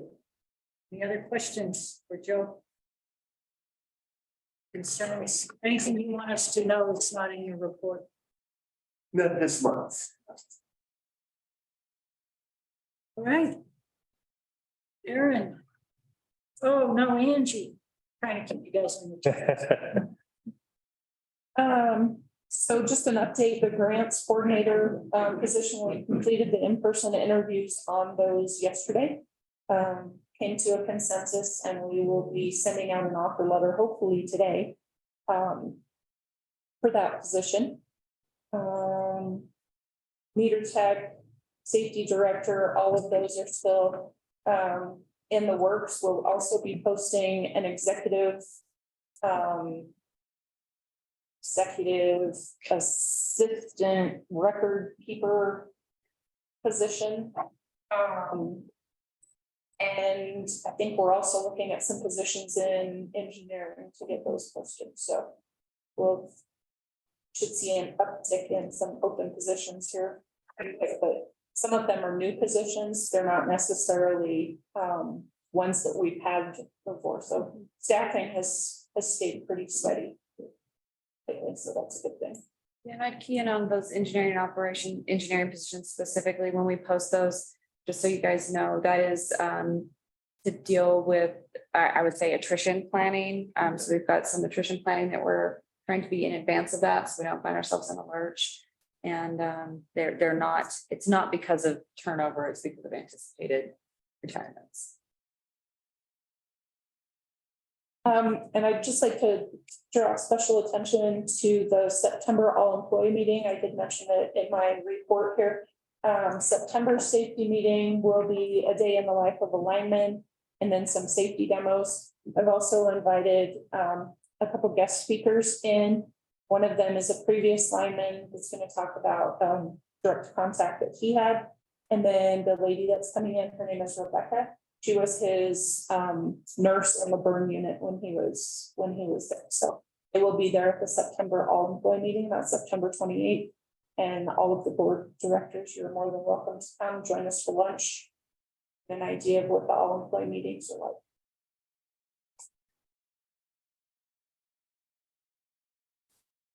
It's got it on the calendar. I wrote it down. Yeah, I had it written down. All right. No obligation, No but you obligation. guys are invited. Well, you know, this, Adam cooking lunch. Is he making? I don't know what we're doing for lunch that month. Not sure. We haven't decided that yet. Good on the way. Will that increase the number of board directors? You guys can cook if you want to. any other questions for Angie concerns? Given that, so I will say, I will, it's unlikely I will be there. I will consider that one. But given that that our top priority is both as a board and goal was about safety, I kind of think it would be nice if we could show up for this. And I do want to, we talked about this earlier. I've talked to you guys about it, giving you guys more opportunity to engage with the employees. I know there is a line that has to be drawn on what's appropriate, for you guys as board members, as far as that interaction is concerned. But I think it's good for both the employees and for you to have some interaction. So a couple times a year, I'll try to invite you to these all employee meetings so that you can interact and engage with them, and they can learn, about what your role is at the co-op and learn a little bit more about theirs too. I went to the linesman appreciation lunch and that was fun gathering. And it's a couple hours long. Yeah, just a couple hours. All right. Well, my last meeting that I was here was my first week to be on staff, so I didn't have much to say other than hello. And I may have kind of overdone it with my report this time, but there's just a few items that we actually hope to get some input from you all, some feedback. The first being the magazine, CCL magazine. Some co-ops are moving to more of a newsletter format. You know, it cuts down on costs. The content that we provide the members is solely content that we create based on our service area. And so we looked at what the cost breakdown was per year for us to be a part of the magazine. And it's just over $100,000. We reached out to YBEA, they made the transition and they were happy to share some of their pros and cons and some of their cost breakdowns. So they've obviously been saving a lot of money. There's been less paper waste that they noted. They do outsource the design of their newsletter, which is $1,500 a month. We feel like we could probably do that in-house or at least try from the beginning to start. So that would be an extra savings on our part. When they have theirs printed, they print just over 16,000 and the printing and shipping costs is just under 4,000. So ours would be somewhat less than that per month. And then NISC could insert it if we chose to go this route, they could insert it with the bills. And then we could also provide a digital version for those that have gone paperless. And so that would be around $350 a month for insertion. So I guess with that information, and maybe you guys have thought about it some, do you have any feedback or ideas or suggestions? The reason we're bringing it forward now is because it does, if we do want to make the transition away from the CCL, there is a long lead up period that we have to give them notification before we're out. And to make this switch in January, now would be the time to make the decision. So we wanted in 2024 to have the savings, the budgetary savings associated with this and some of the other benefits that we mentioned. Now would be the right time to make a decision to make that transition. No exit fee. No exit fee.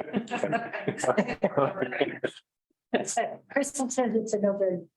Okay, and I have a question. So if people aren't receiving paper bills, they get the little notification if they look at the account?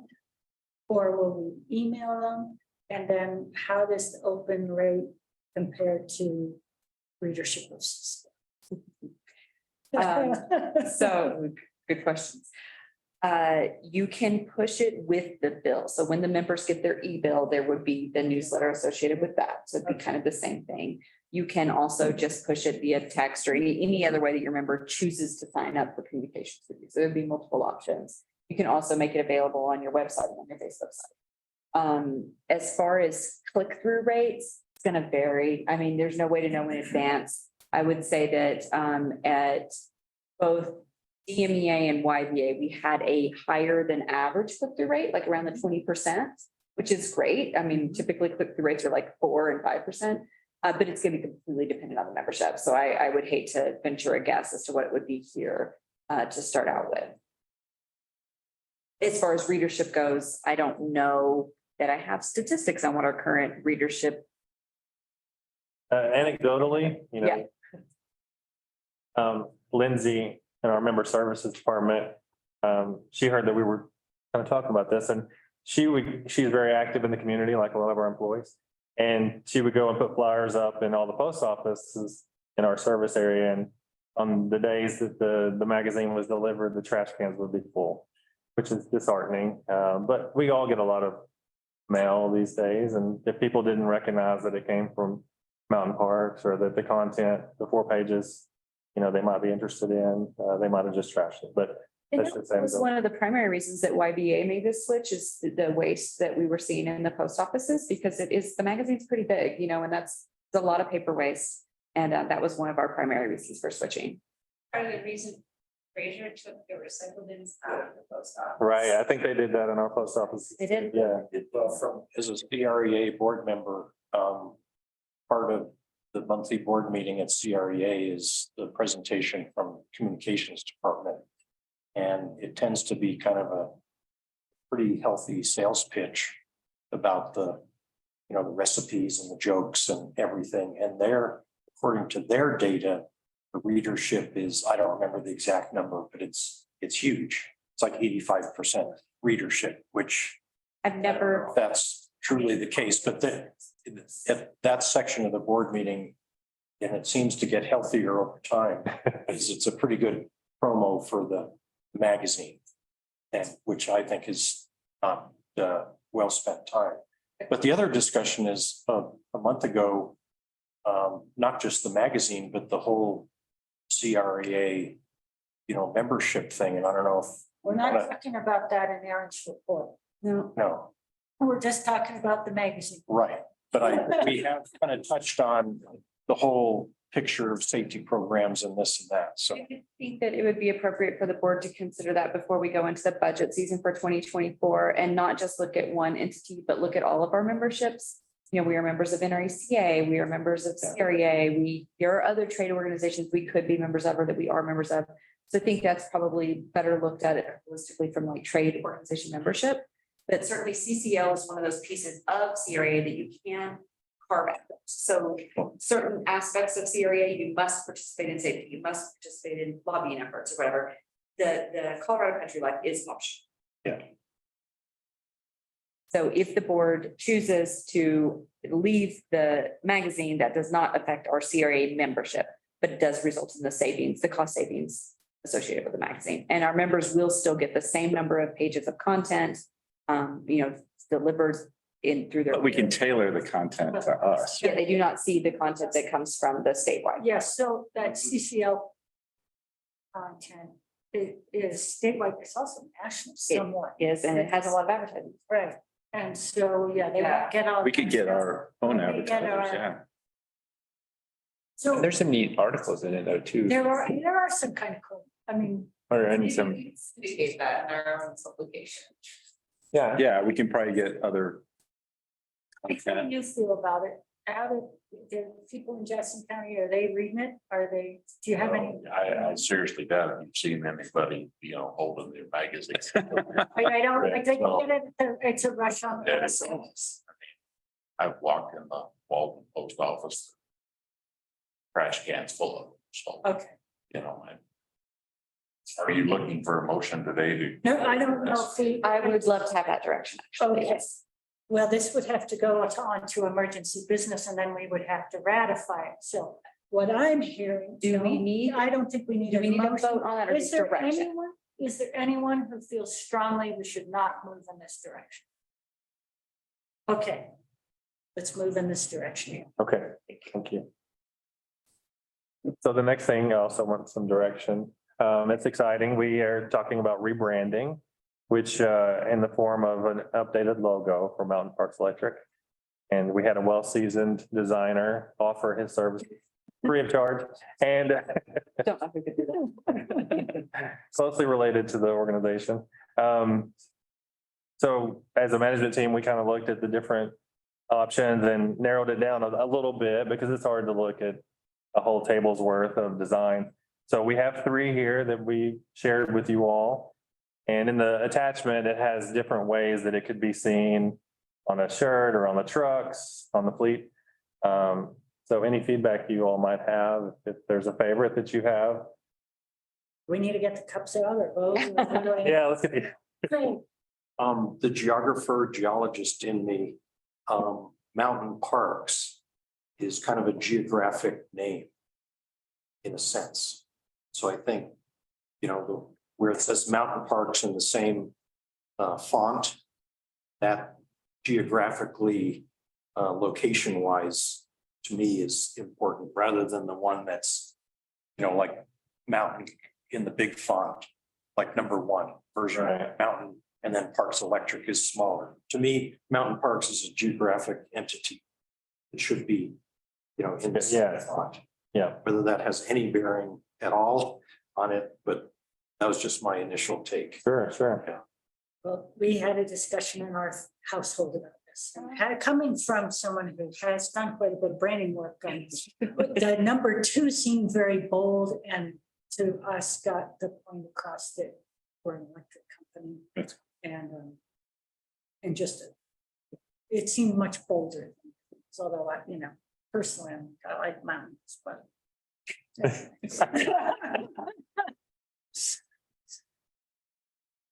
Is the trend towards, like version 3 is more just 3 initials, is the industry trend towards Do we want, an abbreviation or the name? I do don't, we want to be MPE or do we want to be Mountain Parks? It's nice to do the whole lot of both. Yeah. That's what I'm saying. Are you Winter Park or WP? WPRA. I know, RA, but they hardly ever put the RA on the logo. Certainly an option like number 2 in any type of major publication, things like that, we would use the top part that says Mountain Parks Electric. But on clothing and things where it's a lot easier to have just a 3-letter abbreviation. It looks good, it looks bold, you know, like looking across at Justin's shirt, I have no idea what it says. I can see a ski dude, right? I mean, And so only because you know what it And is. Oh, and by the way, we're not getting rid of Willie. Willie has to Okay, say, that's. yeah, he's our mascot. Yeah, Yeah, to be somewhere. yeah, it's like a university. You have the mascot and the logo, and sometimes they're together, but usually, you know, we'll have Willie on some things and then the logo on shirts and different, the truck and things, or both, you know. Me and Adam were revolting if we got rid of him completely. Right.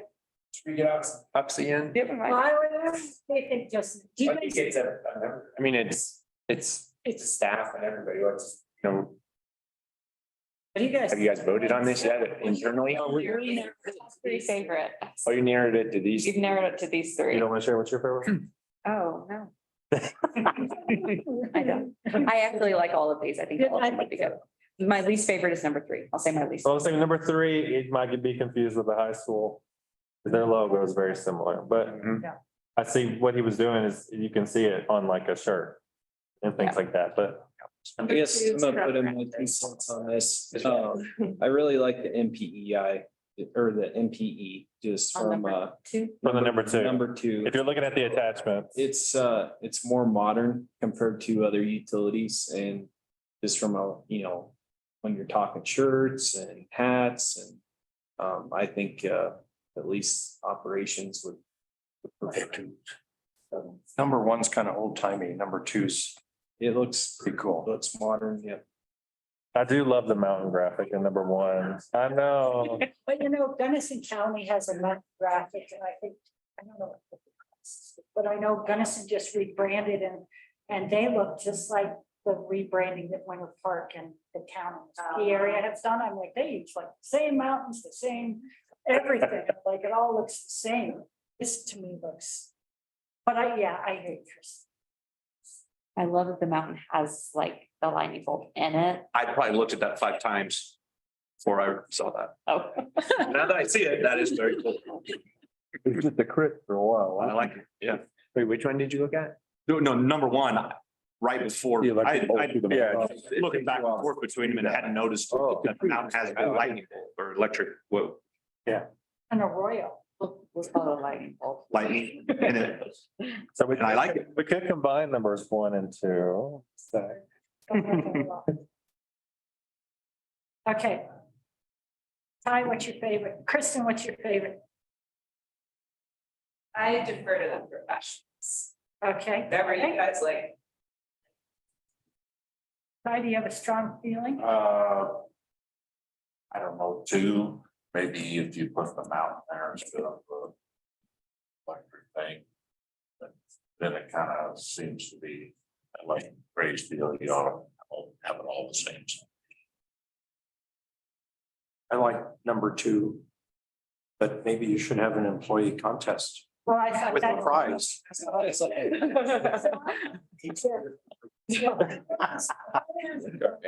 was like everyone's gonna have a different. I think, opinion, yeah. never get it. Ever. we do like. Number 2 then. Okay, Justin, 1 or 2? I like 2. 2 looks good. Mark, 2. okay. There you go. All right. Thank you very much.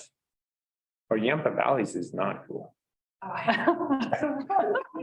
We are being like. We have. Who did that one? Remember we do. That was- Not the lawyer. Forgot that we had a local designer do it. Oh, really? Stand out, I guess. They do stink. Next, Okay, did the survey results and kind of categorize them for you all as an attachment. So a lot of interesting comments shared there, and we use those comments to, you know, to address issues and make updates to the website and the way we communicate and think. Number 4, the event schedule. We're looking ahead to the fall. Coffee with a co-op, and we've had some dates here listed. Liz has already called September 12th. Ty has October 17th. So if you guys want to just let me know what date works best for you all, for your area, you can email me or just let me know anytime today and I'll get you on the calendar. So do you have a location picked out for those and everything or? Not yet, no. Okay. So, Once we know which area they'll be in. So as you guys select as directors, when you would want to go to one, we'll try to center it in your area. That's when we'll pick a place. So we know where we're going first. So you want one date or two? Date from each of you would be. want to be good, yeah. And will we be the only ones there? No, you guys are all invited to any of them. Yeah, you can come to any of them and Absolutely. get some staff there and hopefully some. Are you gonna set up like a little table or something like? You didn't come to the one in Grand Lake. No. When was it? Oh. Yeah, 3 Not golf this clubs winter, and everything. this winter. Oh. This winter. You missed out on some good. Make it a fun event at a local business, most likely a coffee shop, or depending on what time of day we do it. And we'll have information set up, we'll have staff on hand, we'll have board members on hand. The reason we're letting you guys select dates is because we want them throughout the service territory. And we particularly want the board directors to go to the ones that are in the area they represent. But of course, you're all welcome to go to any of them. But I want to make sure we have one in Kremlin. I would like to make sure that Mark will be available for that one. I want to make sure we have one in Walden. I particularly want to make sure that I will be available for that one. So that's why the select these dates. Should we go together? I mean, like Liz and I both went to the Grammy one last, Absolutely. or should we do 2 separate ones? We'll have one in each. Well, they're kind of. We're both. Oh, I see, I see.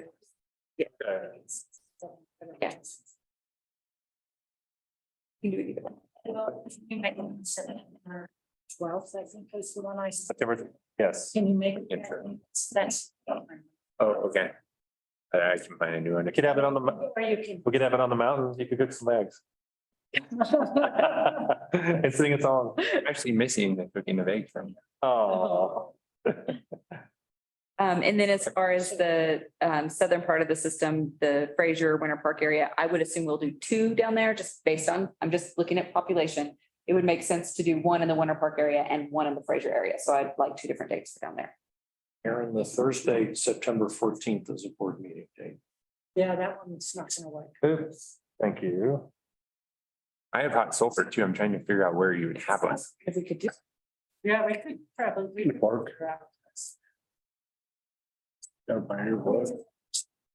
Well, and we don't have to decide these right now, just you be in touch with Aaron and he's the one who's scheduling them. So reach out to him and we'll get them all on the books. Right, okay. You want to talk about the survey? You want to talk about the survey? Well, I have a question about the survey, like the one, when we get the bill is doubled because you guys changed out a transformer, we follow up with them. Are we able to track them down? Did they leave their? I can check on that one. I asked Chris about it because this was my first, Yeah, this is my first time and we offer them, do you want us to contact you? And they check the box if they do and give their information. So I'll check on that one to see.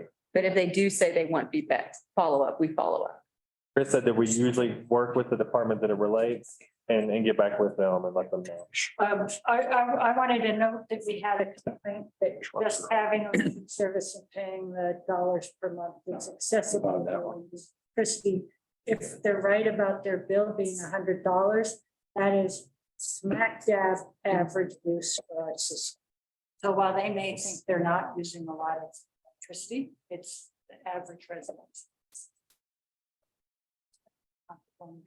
$9 service charging. And then the other thing that I noticed here was that we are having more and more complaints. Well, I don't know if we are. When I look at these, I think we're having more complaints about increasing our rates and not telling our members about them, but we haven't done it. And then I'm like, We just think we are. Have like, we have a huge wholesale power increase in cost, and that cost, we're gonna have to increase our rates. Then what? So like trying to figure out kind of the communication ecosystem right now is Right. kind of. And from what I've heard, we've tried to communicate over and over. There's been a 7-year period with no rate increase. You try to put it out there, but then whether it's received or not. But the same thing for us. People, like. Yeah, we have- Right. Probably just think. It's already happened. Yeah, Yeah, they're already. Yeah. That's a good, Yeah. Okay. Those were my survey notes. Something else that I'd like to mention on the survey, which I believe is in Aaron's report. You talk about the ACFI in here? No, No, okay. yeah, so I mentioned it. So we, as members of NRECA, Touchdown Energy, have access to a, kind of a nationwide survey system called ACSI. It is free of charge. It gives us really good benchmarking against other co-ops. So while it's great to do this kind of, our own little survey here that we do ourselves, and that's good feedback. It's not quite the same as benchmarking. And so we will be starting to participate in the ASCI survey that's available to us for free. And then we can kind of see where we rank with other co-ops as far as member satisfaction and member engagement is concerned. I think, I mean, a good thing too. We have a lot of comments here about our rates and all that. Like, if we had some benchmarking where our rates are, where our average bill is, because it looked like our average bill is not that high relative to the rest of the country. I mean, stuff like that, then people see that, hey, maybe they think their bill is high, but relative, it's not that high. So Statewide report. Yeah. Get that? The can report. Yes. Yeah, we have access to information that shows where we rank in the state and that nationally. we rank nationally, yeah. I mean, stuff like that on our website would go a long way, I think. And likely as we start communicating. Yeah, as long as we're on the low end, if we're on the high end.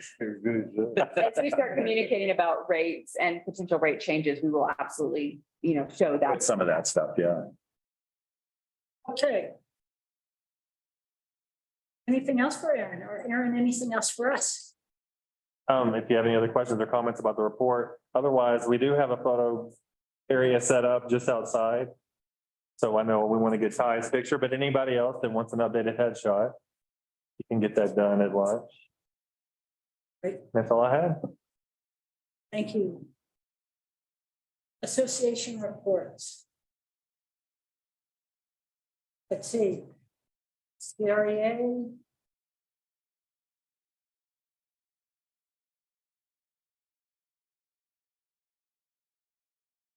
Let's see,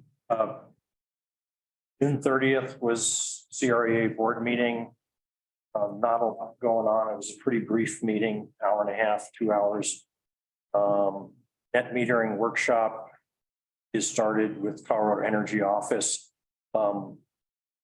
CREA white paper sent to managers for comment.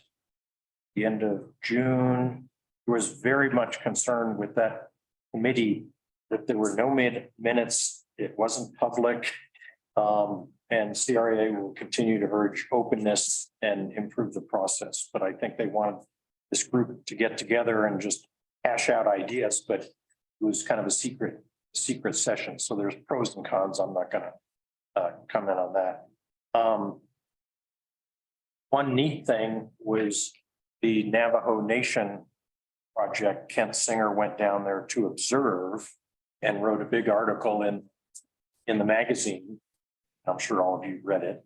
But it was kind of a neat article, but the important part is the team that went down there was DMEA team, not CREA.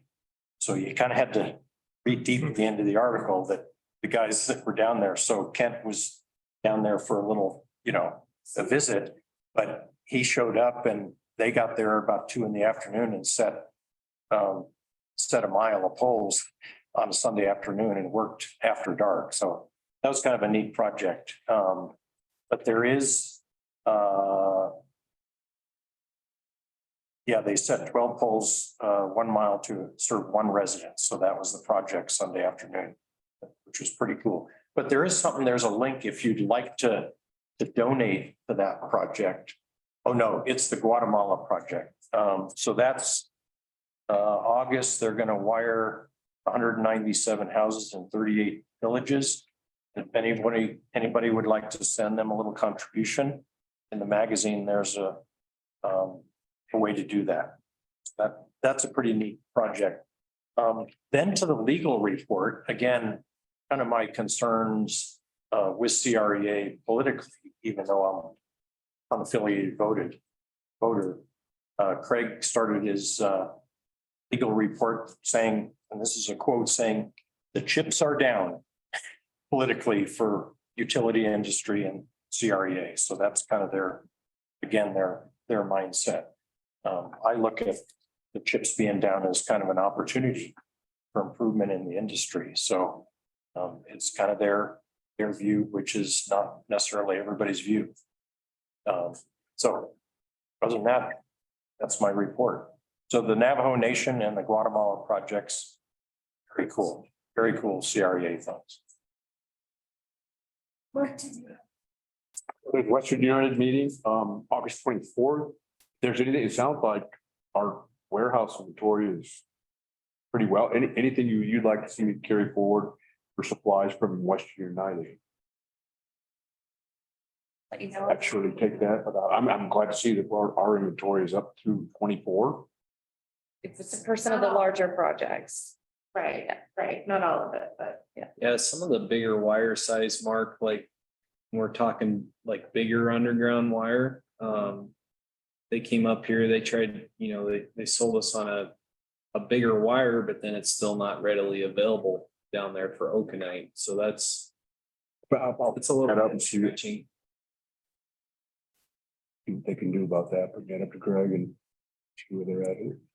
Are there other, I mean, I know in our on purchasing, one about policy, it says there that we will pretty much, yeah. Is there others that you've purchased from that do they ever price check something outside of there in general or? I believe, Emily, maybe you can help. I believe we got is it 95% of what we buy? I can speak to that. Okay. Okay. It's a.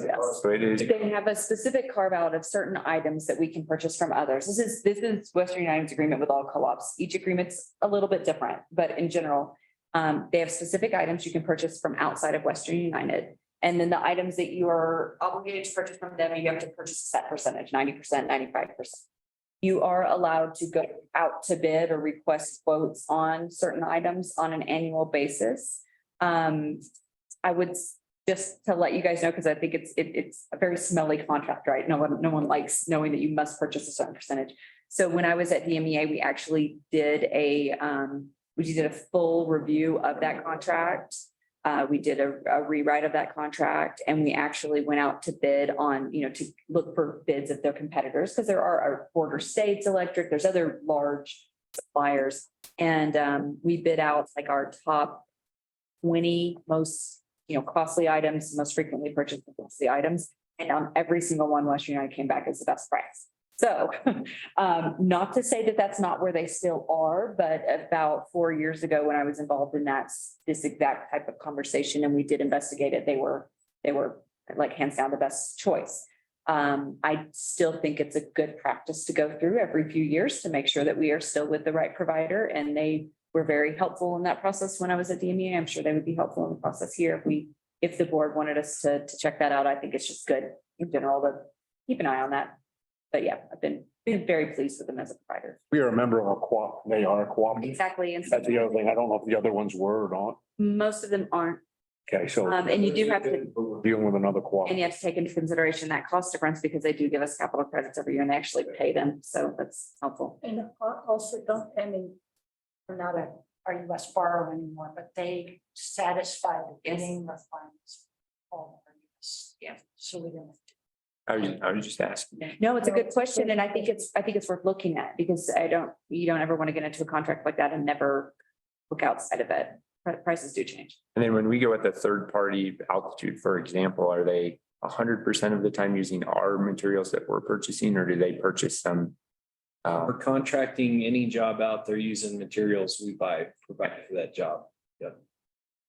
We do have a few instances where we bore in something, or we'll buy bore guard or something like that for, but we are allowed, like if Western United is out of something, that we're allowed to go, get other places. So, and we do, Brian does a great job looking at border states and some of the other places for that. But most of the time, if we have an issue, Brandon, he's the rep that's up here all the time. He comes up here right away, talks to us. They're very responsive. But yeah, just mentioned, you asked for one thing, the larger okanite wire. We were trying to get on the same page as all the other co-ops in the state, and we kind of moved that way. And it's like a lot of things. It's still not readily available. At any point, if you guys want us to do a check of that contract and see what else is out there, we can do that. We can do that. Next year. Next year, like we can think about it in our policy. Yeah, not right now. Think about our membership in organizations. We probably should think about that every year. We should probably say, we're gonna look at our supply contract every 5 or whatever that is. And we're supposed to look at get an RFP for the auditor every 5. So, we can just set up a schedule. Keep them on. Practices, yeah, it's a good practice. But just be 1 year now, taking Dick's place with, I'm impressed. Yeah, they're. I think it's Very responsive to everybody's needs and bare bones outfit passes on the same. I'm impressed. Yeah, I think they do a good. And we're close. I mean, they're coming right through here. We are having an open house, I believe, in August. If anybody's, Mark, you might know more about it than I do, but I saw an email. The fish fry. It's most famous fish fry I've ever heard of. Must be good fish. It's pretty good. Never done it. What industry do you work in? Car bottle. All right. Never gonna get that. That's all pretty. Let's see, the tri-state had a meeting yesterday. I listed in. Could they 5 hours in session where no CEOs, no directors for members were allowed in. They had another more open executive session at the beginning. We listened to. They're working on their new era grant. The basins has resigned after 2 years. So I said, remember basin serves Eastern stuff. There's a lot of talk about the RTO. There's a lot of, the other board meeting that I attended was the Clean Power Committee. They're the ones that deal with the voluntary contributions towards clean power, green power that our members make. Historically, that money has been used to provide rebates for people who put solar. Other generations gone to like the micro hydro project in Grand Lake. So there's a big rebate dollars. They would like to get away from rebating just residential systems and spend the money maybe on larger projects or with Habitat for Humanity or Mountain Family Center or something like that. So helping those who might not otherwise be able to array on. And I said I would bring that ask to the board, see whether you guys are okay with moving a little bit away from the rebates and towards community-minded projects with that money. Does anyone have any strong feelings on that? Is anyone opposed to them moving away from more into projects? They see a need that's. I'm in agreement with that because I think that in 2011, we got $2,000 for our solar installation, and that was pretty meaningful. Now the limit is 500. Yeah. And that's still a big help, but it's compared to the total picture. So if we could do more projects for those in need, because I don't think the 500 is quite as meaningful as the old 2000. Okay. Board member, any other organizations that I've forgotten, associations? Board member comments. Hi. Yeah, I would like to thank Virginia and all the section chiefs for the orientation the other day. That was most, so really appreciate that. I got a lot out of that. Thanks for taking your time out here this day. Hopefully. Thanks. You're welcome. Yeah, same here. I think that was very helpful in understanding everything everybody does. So that was good. And thanks for you guys. It's on our tactic sheet, so thank you. Welcome. Old business, the ratification of funding for Granby Highlands Trails Project. We ratified this, we acted on this December. It was not, we acted on it under emergency business. We should have ratified it in January, we didn't. So I'm asking for a motion to ratify it now so that we can make sure that everything's.